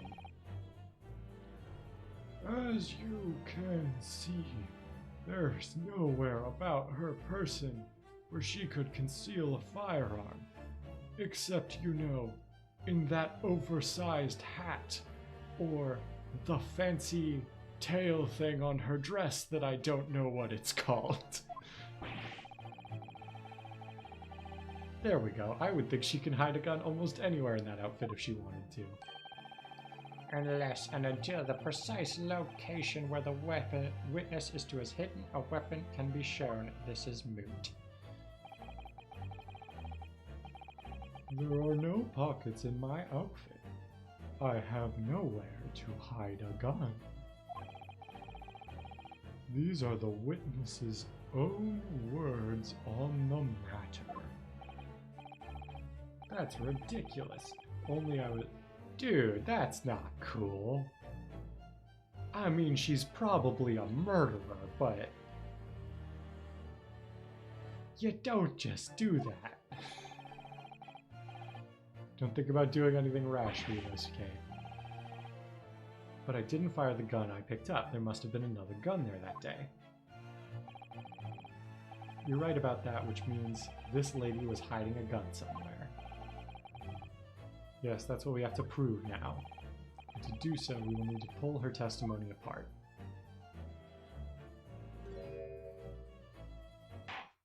I saw that smile. The defense may now cross-examine the witness. Oh. Oh, yes, Your Excellency. The judge is Elvis, by the way. I have decided that.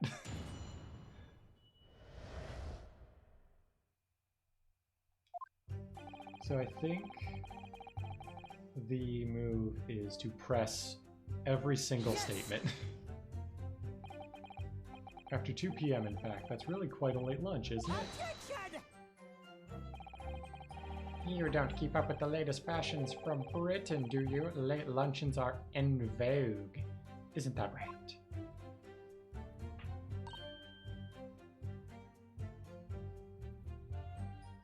Oh, dang. Now I need to actually give her a voice.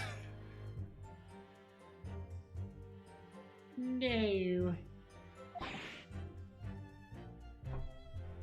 I'm gonna have to try to figure out how to make my very British lady voice and my prosecutor voice not bleed into each other. A decisive English no has quite a sting to it. The gentlewoman is currently working in the victim's research laboratory, it seems. So it was apparently a daily occurrence that they would lunch together. But on the day in question, the victim had another appointment at the clinic first.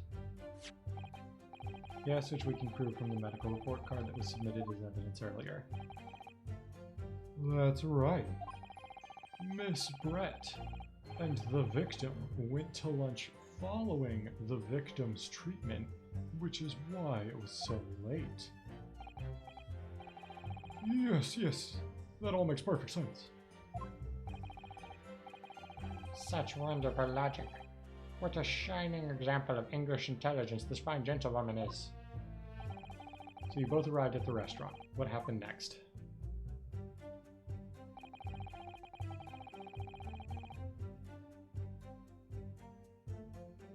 The professor was unable to eat, so I ordered for myself only a beef steak. Yes!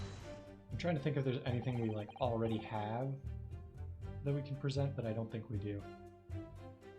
He was unable to eat, you say? And that was because he had just had a tooth removed at Hata Clinic, correct? That's right. You're supposed to actually check with the witness before answering. Was Miss Brett aware of that fact? It seems so, yes. She'd heard that the professor was to have some dental treatment. Well, that would mean that it was you who ate the steak pictured here. Is that right, Miss Brett? That's right, yes. The print you have there shows the table exactly as it was left after the horrifying events. Dear me, what a harrowing experience to have traveled to a distant island on the far side of the world and be embroiled in such a tragic incident. Have no fear, my dear lady. I swear I will crush the evil fiend that has subjected you to this terrible plight. So the victim, Dr. Wilson, had nothing to eat or drink at all.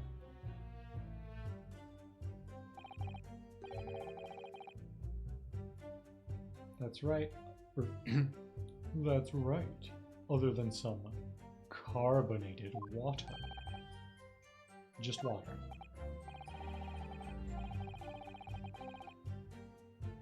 Yes, the professor was unable to eat, but he had been given permission to drink water. So it appears that the diners toasted their lunch with a glass of water each. They each raised a glass of carbonated water. What do you think we're going to say about the witness's last statement? It's meaningful because we only saw one glass on the table. That last statement of yours, Miss Brett, has a profound bearing on this case. Well, how fascinating. Do tell us what this profound bearing is.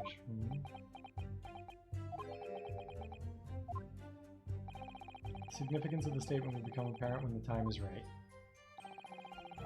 The defense calls for the witness's last statement to be formally added to the testimony. Well sidestepped, counsel.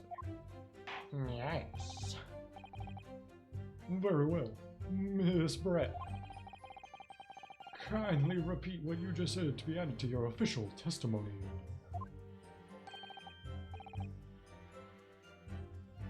Gladly, she says. That was brilliant, Cosmo. I'm gonna remember that one. Which one? Significance will become apparent when the time is right. Really use that phrase. I'd hope there are some more useful tips you're picking up from this experience than that, Ryunosuke. Uh-oh. Hold on one second.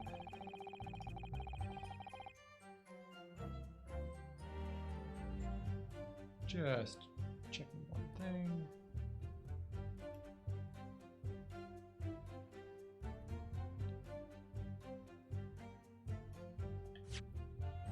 So I guess we'll present...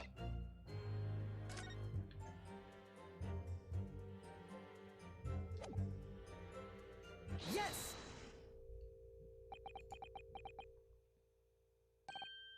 That's it! Let me just confirm something, please. It's to do with this photographic print. Just a short while ago, you spoke of this print showing the victim's table at the crime scene. That it was exactly as it was left.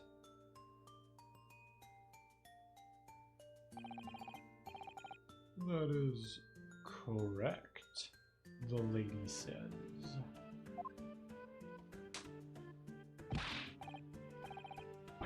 Well, that is, it's odd, very odd. Dear me, what's odd is the defense's inability to express itself. Ugh. Ryunosuke, what is it about the print that looks odd to you? Well, obviously, it's the cheers. The cheers? Miss Brett just told us that she and the professor said cheers over a glass of water. But if that's true, there should be 2 glasses on the table, not 1. Oh, you're quite right, counsel. There's only 1 glass pictured here. Objection! Are we supposed to be impressed by this nitpicking over minutiae? What possible difference does the presence or absence of a glass make on the case? Minutia, you say? Could it be the detective here removed a glass from the table to conceal this lady's presence? Of course not. I would never do something so reckless. But there should have been 2 glasses on the table. Are you going to try to tell me you can clink with only 1? You're quite right. I certainly took 2 glasses to the table.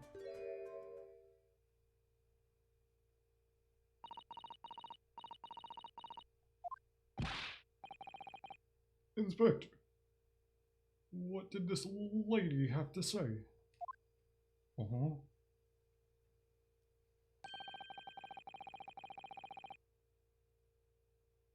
It would seem it was Miss Brett who took the glass from the table. What? It was all so terrifying, everything that happened. I panicked and thought I should try to hide the fact I'd been there at all, she's saying. Good gracious!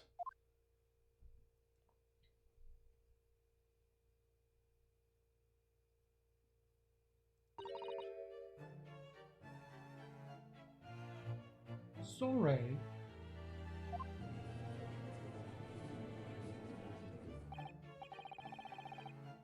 There. As I assured the court before, this is of no consequence at all. Oh, please.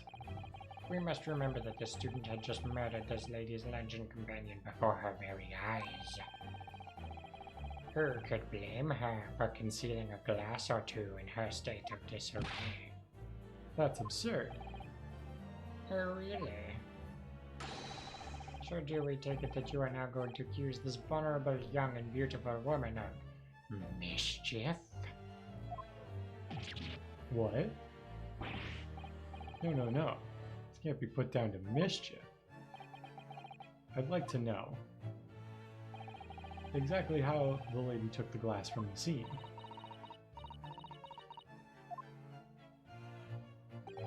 It would seem that she slipped it into a small handbag that she was carrying. A handbag, you say?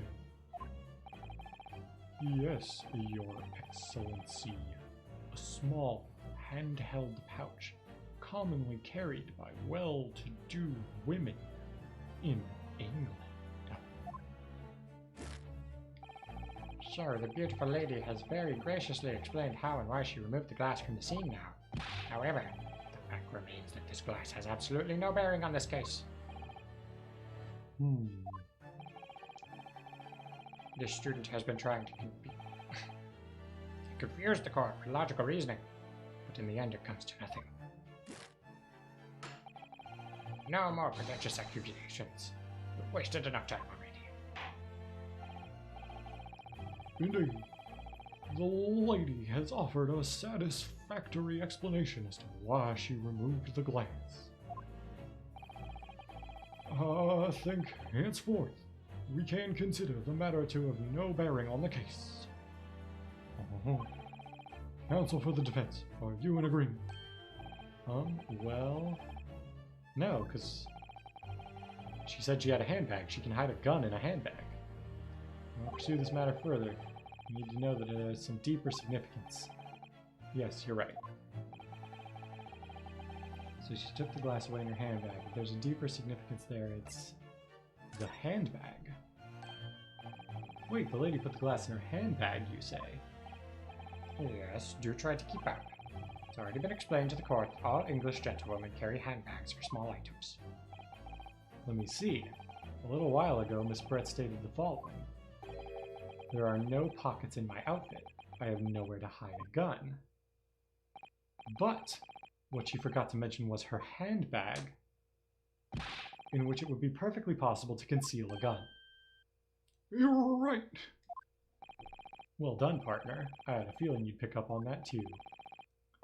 What are you insinuating, you vile blackguard? It's really very simple.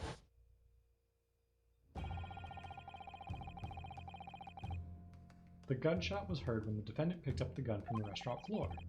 As he didn't fire that gun, we can deduce there must have been another firearm at the scene. A true murder weapon, if you will. Here, you can't seriously be suggesting. Inspector Hosanaga. Yes? Did you or did you not search Miss Jesely Brett's handbag on the day of the murder? No, sir, I did not. As I thought. In other words, another gun, the one that was actually used to kill the professor, could have been hidden in Miss Brett's handbag. No. Order in my courtroom. What is the meaning of this, Inspector? The meaning of what, Prosecutor Ochi? Why on earth did you not have the lady open her handbag and show you the contents at the time? Thanks to your bungling incompetence. Now she has to endure these uncomfortable accusations. Brilliant work, partner. Now you have a chance to expose the real woman behind the mask. Do you think so, Kazuma?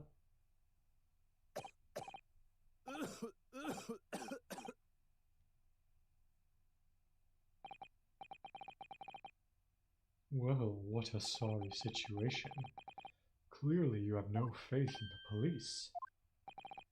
As I said, I did not search the lady's handbag after the shooting, simply because it was unnecessary. Unnecessary in what way? I ought to thank the student lawyer, really. I have a piece of evidence here that I had completely forgotten about. This photographic print.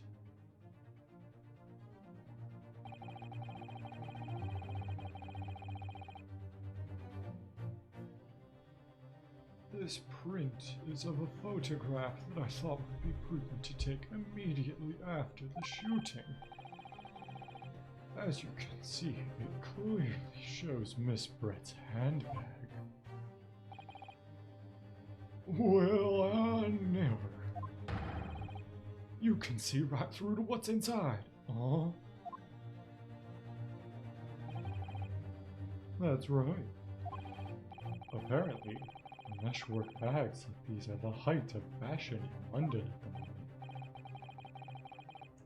moment. So the contents are clearly visible. Exactly. So there was no need to search the lady's handbag. If there had been a gun inside, it would have been immediately obvious.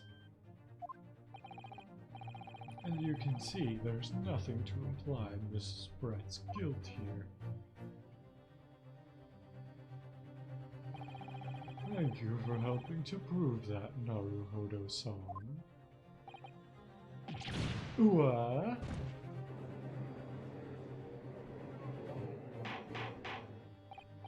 Order. Inspector Hosonaga, you will submit that print as evidence at once. Certainly, Your Excellency.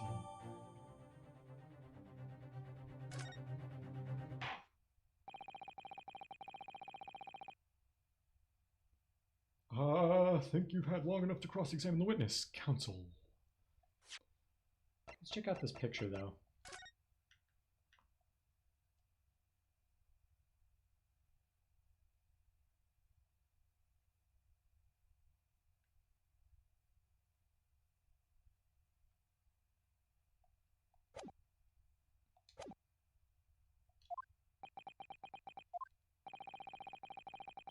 The court has now been shown considerable evidence, as the photographic print just submitted to the court record appears to have no further significance. I am satisfied that there is no longer any room for doubt in this matter, and I must make my ruling. Indeed, and there is only one logical conclusion. The pathetic rookie slumped over the bench before us is the only possible perpetrator for this crime. No. Just when I thought I was beginning to turn things around, I'm in a worse situation than I was at the start. Kazuma? I'm sorry, Rinosuke.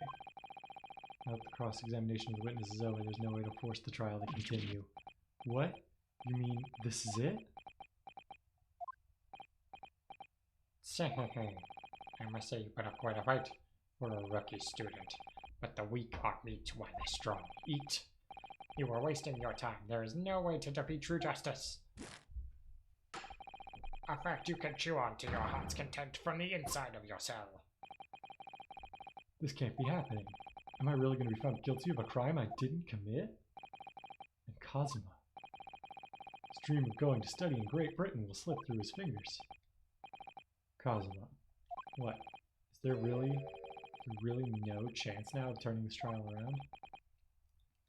You heard the judge. There's nothing about that last photograph the detective produced that we can contest. Which means there's no basis on which we can argue for the trial to continue. Very well. I will now proceed immediately to the ruling. It seems we'll be able to report to the British government on time after all. Is there really, I feel like this tattoo on his wrist is, important.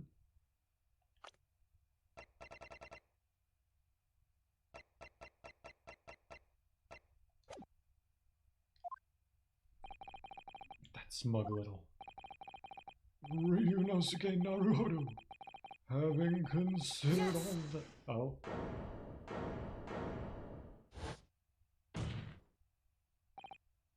Wait, Your Excellency. Ryunosuke? I don't think you can rule on this case yet. This amateurishness is getting tedious. When His Excellency deems that the trial is over, he gives his ruling. That is the most basic protocol of the courtroom. Your Excellency, just a moment ago you said this. Photographic print just submitted appears to have no further significance. There's no longer any room for doubt in this matter, and I must make my ruling. Now that means if there were a problem with the evidence, some significant detail, I mean, then ruling on the case at this time would be out of the question. This is blatant straw clutching. Look at this photographic print. All it shows is the handbag the gentlewoman was carrying on the day in question. There'd be no problem with this evidence. Better know what you're doing, Ryunosuke. I understand your objection, counsel. Certainly, the new evidence submitted by the detective has not undergone the court scrutiny. However, I fail to see how we can glean any new information from his handbag. My thoughts exactly. Really, the prosecution is becoming tired of these rookies' desperate wheezes. Yes, I am desperate, but this isn't a wheeze. There's something about this photograph which just doesn't seem right. Maybe I can put my finger on it. Very well, I will defend the grants one final opportunity. Alright. But be warned that if I am unsatisfied by your response here, the trial will be over with immediate effect. Do I make myself clear? Yes, Your Excellency.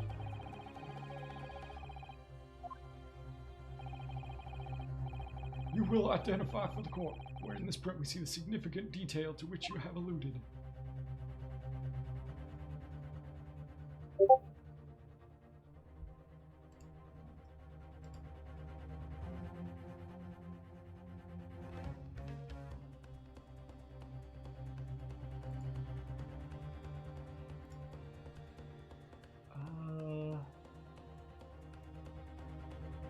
I feel like it's the tattoo thing, right?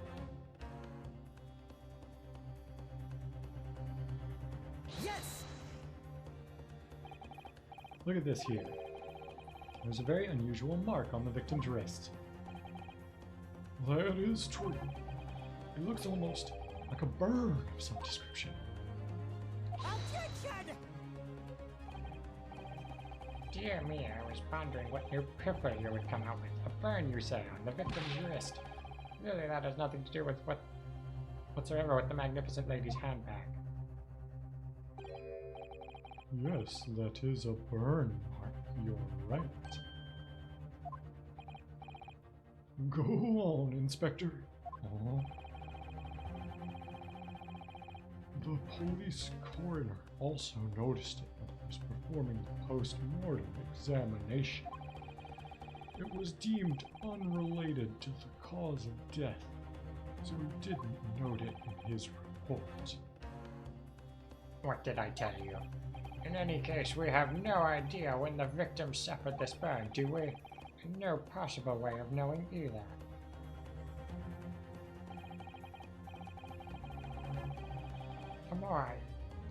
The more I look at it, the more I find myself intrigued by the curious shape of this mark. However, as Prosecutor Aouchi points out, unless a firm connection to this case can be shown, I cannot allow any further time to be spent on the precise details of this burn.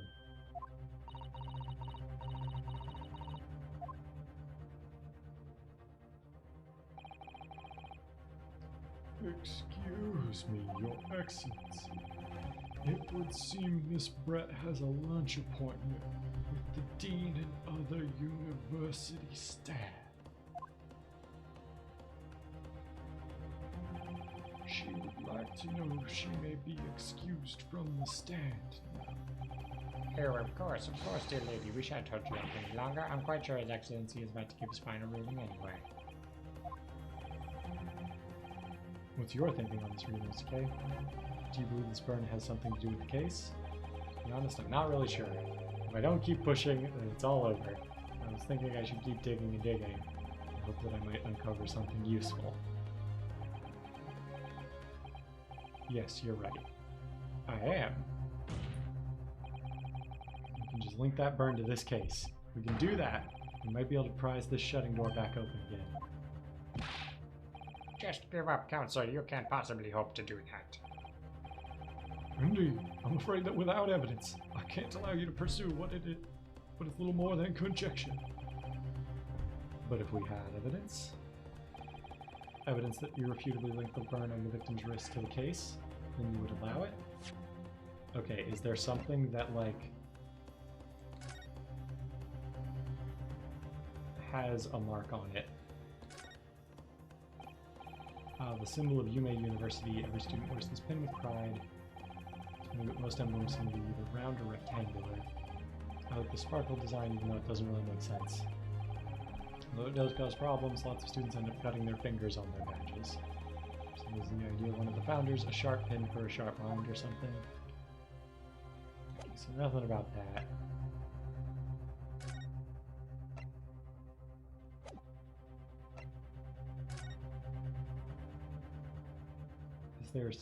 Because the thing is shaped like a bull's head, basically, right? Do we have any evidence of, like, a bull-shaped thing? The steak plate! Yes!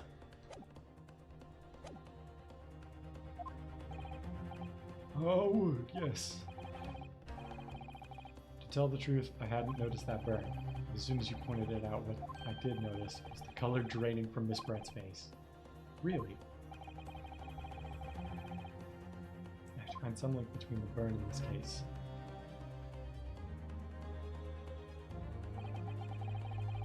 This is the moment of truth. Time to find some evidence that proves what the burn really means. So then, the defense will now present its evidence to the court. The evidence that demonstrates an inextricable link. It's this one. Yes! Was this, counsel, yet another print?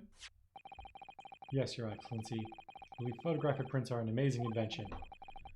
When we humans look at the scene, we miss things. But in a photograph, things we may have overlooked at the time are recorded forevermore. Do you hurry up, rookie? What are you trying to say? To inconvenience this poor lady any further really would be quite inexcusable. Actually, we may need you to stay with us a little while longer if you don't mind, Miss Brett.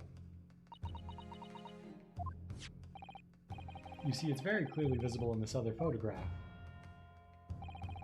How did the victim come to have that unusually shaped burn on his wrist? The reason is recorded here forevermore. What? How? Objection! You can't fool me with your little bluffs, boy. If that's your game, then let's see how it plays out. Show the court exactly what you mean. What is it in this photograph that explains the reason for the victim's burn? Well, that would be this cow-shaped thing on a plate. The beefsteak? Actually, the point is the metal plate the steak was served on. The plate? Oh! Your Excellency, are you alright? As you can see, there's an emblem on the plate. I would guess it's some sort of trademark of La Carnival. Oh! Excuse me. Oh. This emblem on the plate and the victim's burn are exactly the same shape. Ah, Ryunosuke, you genius! You're spot on. Which means the victim must have suffered this burn while he was present at the restaurant. Objection! but even if that is the case, we can't know if it happened on the day in question or not. Could have been the day before or the day before that. It most likely happened at some other unrelated time. Well, Objection! Sadly, Prosecutor Auchi, the chances of that are extremely slim. Thanks. Why? The outline of the burn is clearly discernible. Such a serious injury would have caused quite a commotion in the restaurant. Wouldn't you agree, Inspector Hosonaga? I can't imagine having missed such a terrible disaster, certainly. But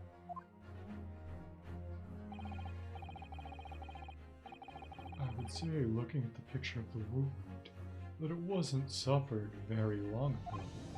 And although it's not a particularly large burn, it's extremely well defined, as the defense just pointed out.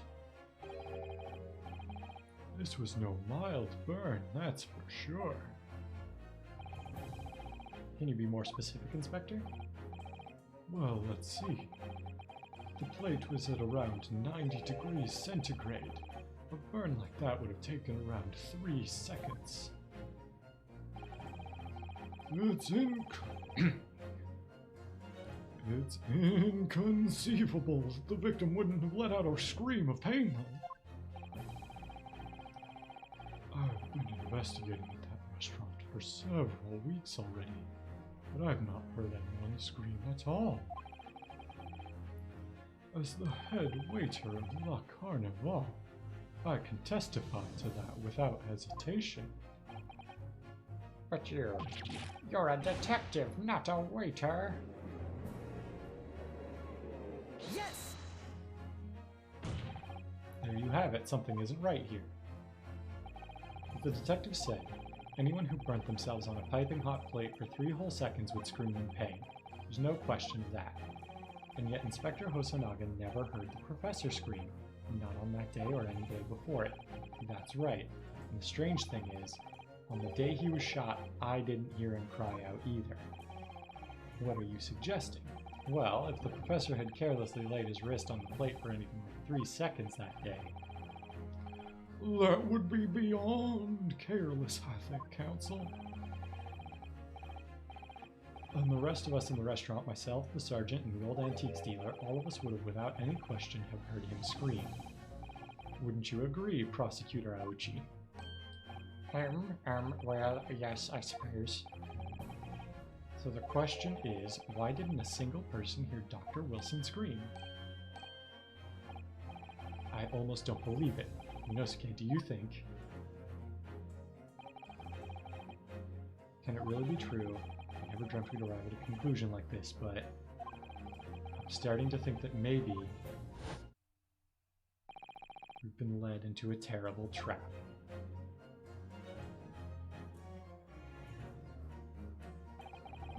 There's only one explanation I can think of to make sense of this apparent impossibility.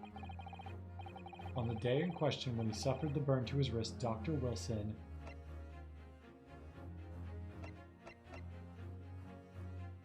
was already deceased, I guess? I was thinking something to do with the anesthesia or something, but I guess... No man could remain silent whilst his wrist was burning on a piping hot plate for 3 whole seconds. That's clearly impossible, apart from in one particular situation. Counsel, are you suggesting? Yes, it's only possible if the man was already dead. Already. Dead? Uh-huh.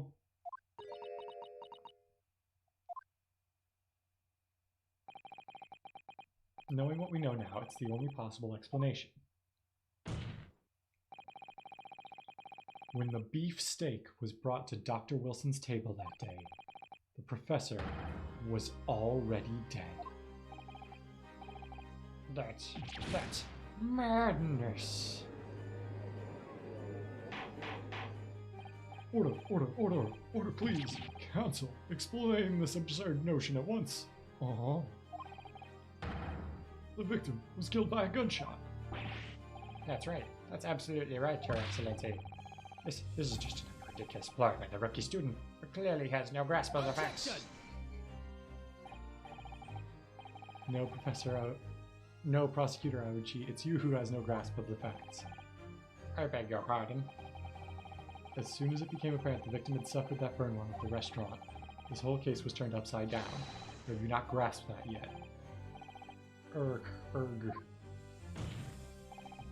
Your Excellency, the court must hear it from this witness again. It's true as we now believe that the victim was already dead before the gunshot was heard. Highly likely that Miss Brett knows something about it. Incredible. I certainly didn't anticipate this twist of events. I'm sorry to say, Miss Brett. You will have to forget your luncheon engagement. Oh, But, Your Excellency, The justice system in our country may be in its infancy, but rest assured, all reasonable doubt must be dispelled before I am prepared to pass judgment. uh-huh. Thank you, Your Excellency.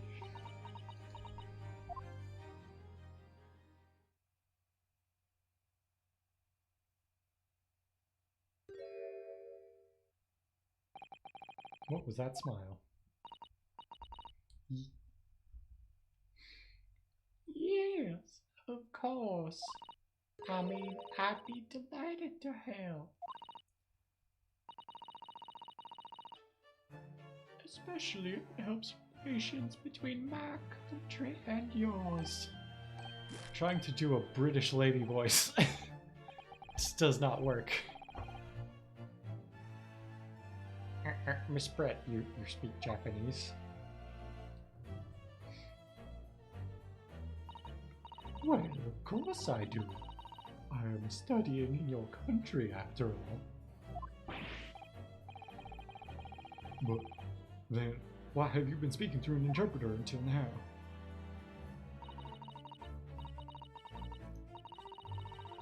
My mother tongue, the Queen's English, is the most refined and elegant language in the world.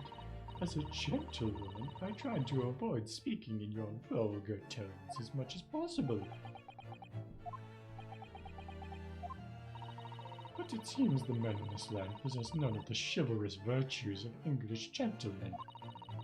So I can see that I shall have to lower myself to communicating with you all on your level. Wait. You are the epitome of a true English gentlewoman. We're truly honored by this. There's lavish consideration you so gracefully afford us. I see. In that case, Miss Brett, I will now ask you to testify in your own words about the events leading up to the death of the victim, Dr. Wilson. Oh.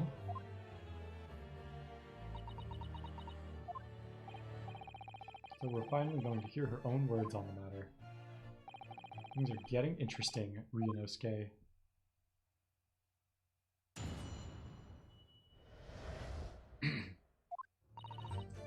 Unfortunately, I had no idea when the poor man hurt his wrist like that. When the waiter brought me steak, the professor and I raised our glass in a toast. As far as I've heard, the post-mortem report showed no other possible death besides the gunshot. If there's some other way a man's life can be taken without leaving a trace, please do show me. Of course, this country's inferior investigative techniques probably wouldn't pick up on it anyway. So she probably poisoned the water, that's what I'm thinking. That most captivating and beautiful testimony will go down in the Supreme Court's history. Thank you very much. Easy does it. I hope this is the last time I will have to sully my lips with the coarse tones of your unbecoming tongue. Oh, forgive me. I do hope I haven't insulted anyone. Not at all. It's great. It's delight. Merely to hear you speak, dear lady. And it seems very clear from your testimony that this boar stuck with the victim's run is utterly irrelevant. I will be speaking to your country's Minister of Justice about what has happened here today. The Minister of Justice. May that irritating little bully of a student be given the harshest punishment possible. Amen. Huh? Thanks? Was that a prayer then? So you have to forgive the irritation, Miss Brett, and put up with the cross-examination now. Expect you've noticed this little bully of a student, as you put it, doesn't miss much.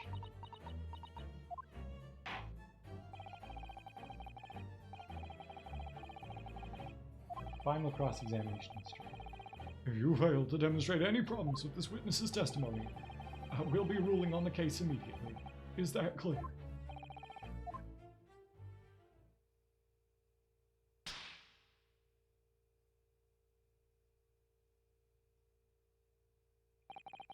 Yes, Your Excellency. Then you may proceed with the cross-examination. Okay. We're running a little short on time, but since it's the last one.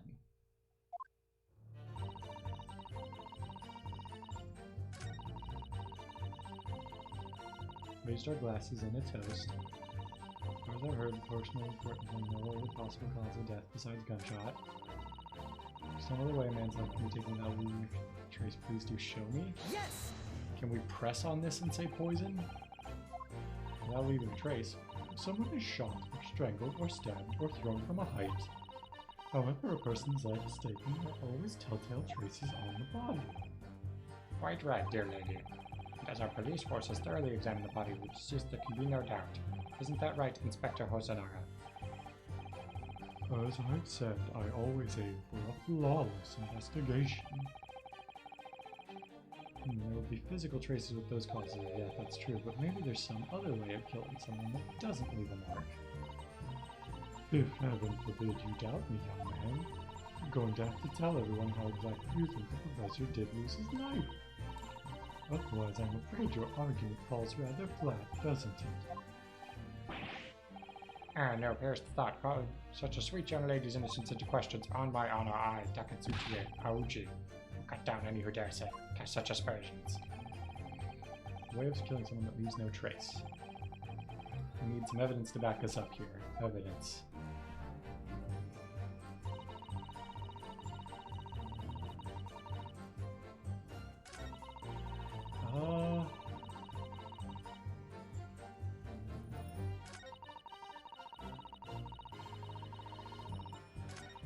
Can we just like present the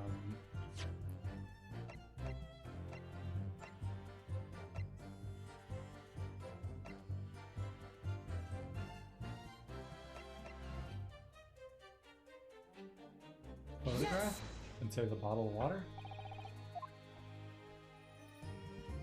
Okay.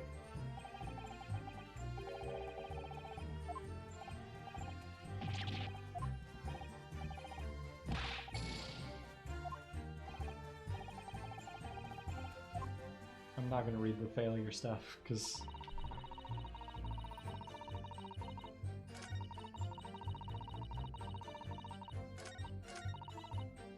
what if I press on this one? Inferior, what do you mean by that? In the land of the Great British Empire, the police store everything found at a crime scene for later examination. But in this country, you investigate once and that's the end of it. Isn't that so? Quite right. La Carnival is open for business as usual today, just days after the incident. Exactly. Which means that even if the investigation takes a different direction, vital evidence may be lost.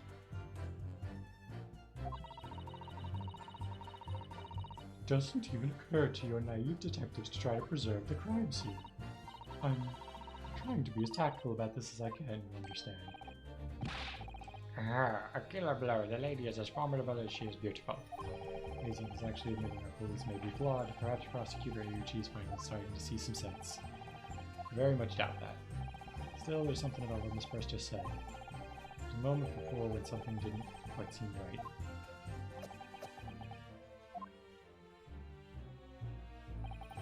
What do you think, Rinosuke? It's going terribly. No matter how much I press her, I'm not turning up any new information. Yes, as I suspected, she's a tough witness. I need to find a way to break her testimony.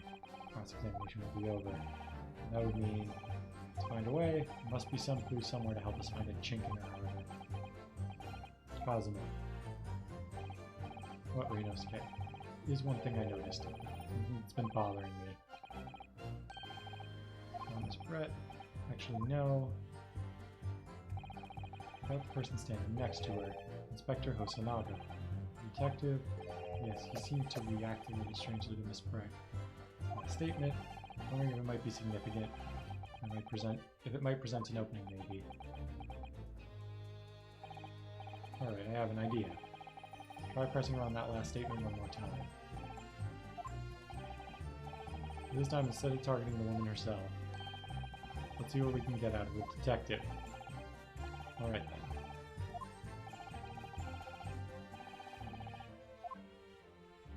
Okay, so you can press either person.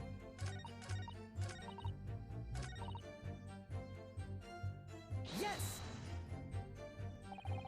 Inferior, what do you mean by that? How do I, like, change the focus, though? Wait.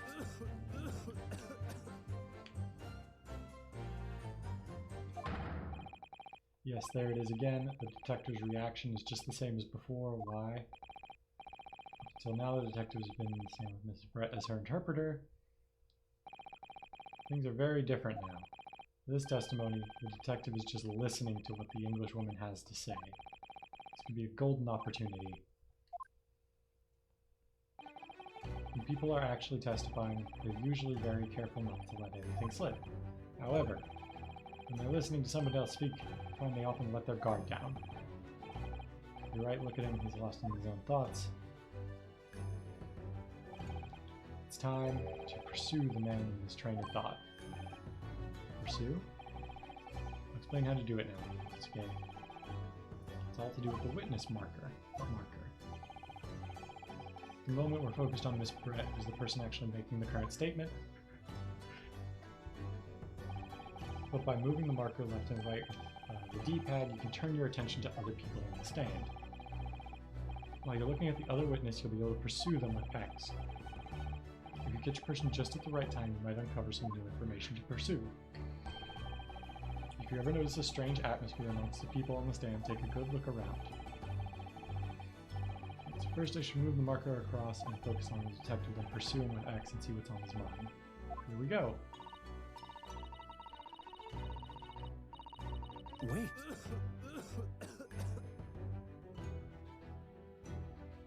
Excuse me! Excuse me. What's the meaning of this? I'm so sorry. I didn't mean to shock you. Really was lost in his thoughts deeply. It looked like you were thinking something just now, Inspector. Perhaps having heard what that lady next to you had to say. If there's something you'd like to say, please share it with the court. Attention! What is the meaning of this? So this series of games is about you're an attorney, a defense attorney, and you have to like solve the crime and like get your client out of trouble. In this case, we are our own client. This is like the first case of this game. It's the delightful part, English woman who's testifying at the moment. I can't find fault with her testimony, and the cross-examination should be over immediately. Is that how it works? Absolutely not. The detective is in the stand, which makes him a valid witness. This is like the newest. It's technically a re-release of some older games, but it's like the game that just came out is a collection of 2 games that are new to the US, but they came out in Japan before, where you're like a lawyer in Japan, and it takes place before the like main setting of the other games, which is basically modern day, or like modern day at the time they were released, so like late 2000s, early 2010s maybe.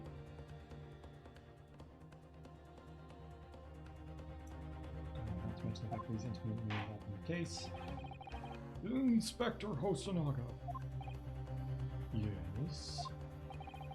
do you have something to add in relation to the statement just made by Miss Brett?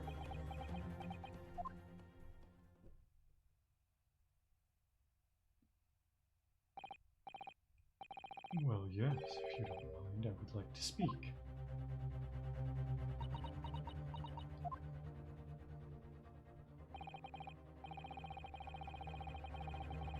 The lady is right. Our country's police practices are not as modern as those used in Great Britain, which is why I, Satoru Hosonaga, always strive to make every investigation I'm involved in flawless.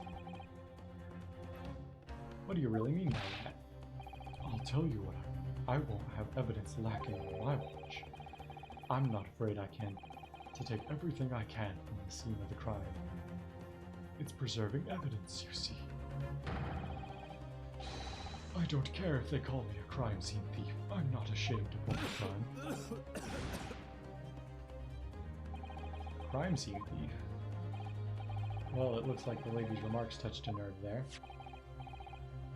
Take this, for example. This is the bottle of carbonated water that I took to the victim's table on the day in question. And yes, it's lost all of its fizz, having been opened 3 days ago now, but it was carbonated water. I don't care what anyone says. Yes, there's some left in the bottle, I can see it. One day our police force will be among the best in the world. That time is coming. I guarantee it.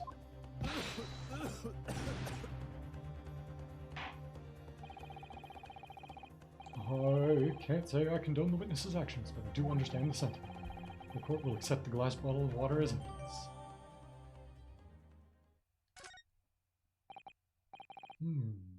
Miss Brett, Can you confirm this is indeed the bottle from which you drank on the day of the victim's death? Yes, it was that bottle. what was that about? She seemed to avert her eyes when she answered the judge's question. Very well. Counsel, you may resume the cross-examination. And the inspector will kindly control his fervor.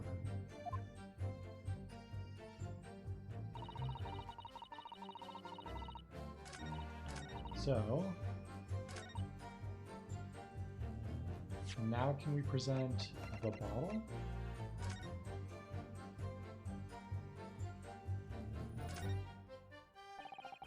It was written in a foreign language that I don't recognize.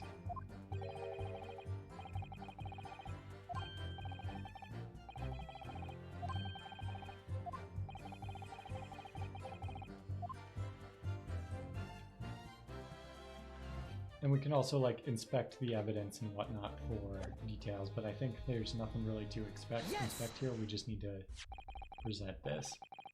What is this? The bottle of water? Actually, there's one method of killing a man without leaving a trace that comes to mind. Obviously, I'm referring to poison. Poison? On the day of his death, we know that Dr. Wilson drank from this bottle of carbonated water. Could it be that there was poison inside? Could it be that the professor actually died after taking a sip from his glass? Order, order, order in my courtroom. Oh. And on that day, who was sitting at the same table as the professor and able to slip the poison into his drink? There's only one person who possibly could have done it. Jezzaly Brett, it was you. Objection! This is outrageous to suggest such a thing without a scrap of evidence. You little rookie imbecile. Have you ever considered the delicate situation our country finds itself in now? Have you forgotten that we have only just signed an accord of friendship with the British Empire?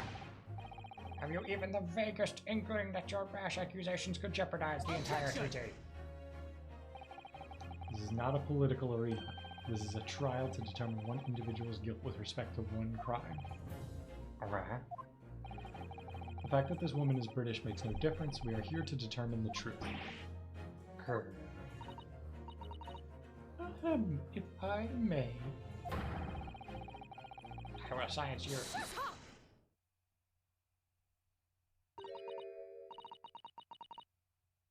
It is you who should be silent.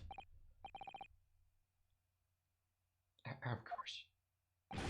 Dear lady.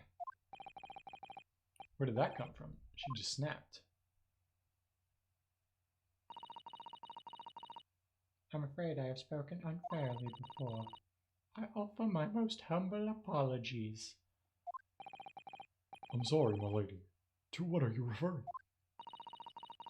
I described your police force as inferior, but no matter how inferior they may be, you still investigated this particular point thoroughly, I believe. The bottle, I mean, Inspector, and whether it contained poison or not. Of course. You did?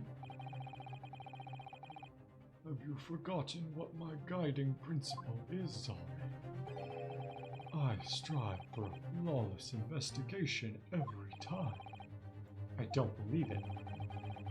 Naturally, we tested the inside of the bottle and its contents. And? What did you find, Inspector? Oh. I ordered tests for every toxin that's available in this country at the present time. We could find no trace of poison of any description in this bottle of carbonated water, Your Excellency. What? Are you sure? The tests were meticulously carried out by the chief coroner himself. No! Of course, the twist is probably going to be like, it's a British poison, right? Like one we don't have in Japan. I'm very grateful to all your Japanese. You've successfully established my complete innocence in this horrid affair. Thank you. But of course, my dear lady, the pleasure was all ours. I was so sure. This can't be right. Everything falls into place if he was poisoned. Thank you. Thank you very much, Counsel. I think the cross-examination has clarified everything. As the prosecution have asserted, a shot to the chest from this gun is the only conceivable cause of death. Furthermore, the accused, who by his own admission was holding this weapon, is the only possible culprit. I'm done for. The court wishes to apologize for the great inconvenience this has caused you, Mrs. Brett. Oh. No, I'm just glad the matter is resolved.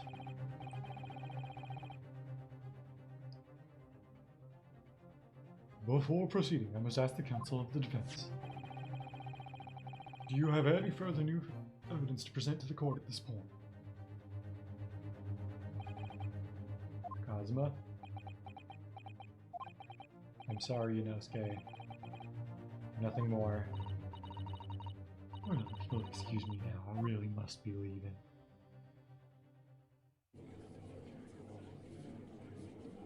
Hold it! Who said hold it? Oh, the lady. Please, wait. Isn't that it? What is the meaning of this? Forgive me for intruding on court proceedings, Your Excellency.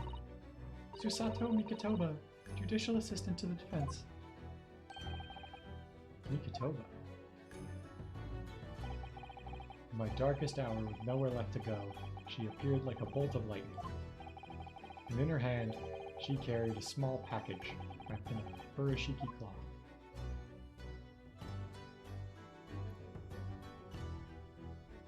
To be continued.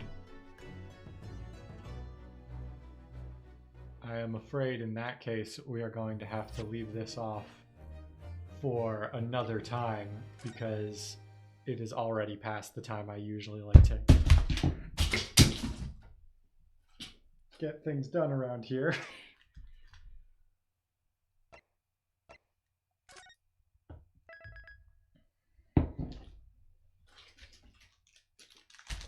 Don't mind me, I'm just going to pick up everything that fell off my desk. So I am going to call it a night. We will pick this back up next Monday. I had a lot of fun with this. I had fun doing some funny voices. I think we're going to keep going with this for a while, at least through, there's 2 games in this collection where at least I think going to do the first. And if I like it and I feel like it's going well, we'll jump into the second one. Other than that, I will see you on Wednesday for Persona 4 Golden. And yeah, I will talk to you then.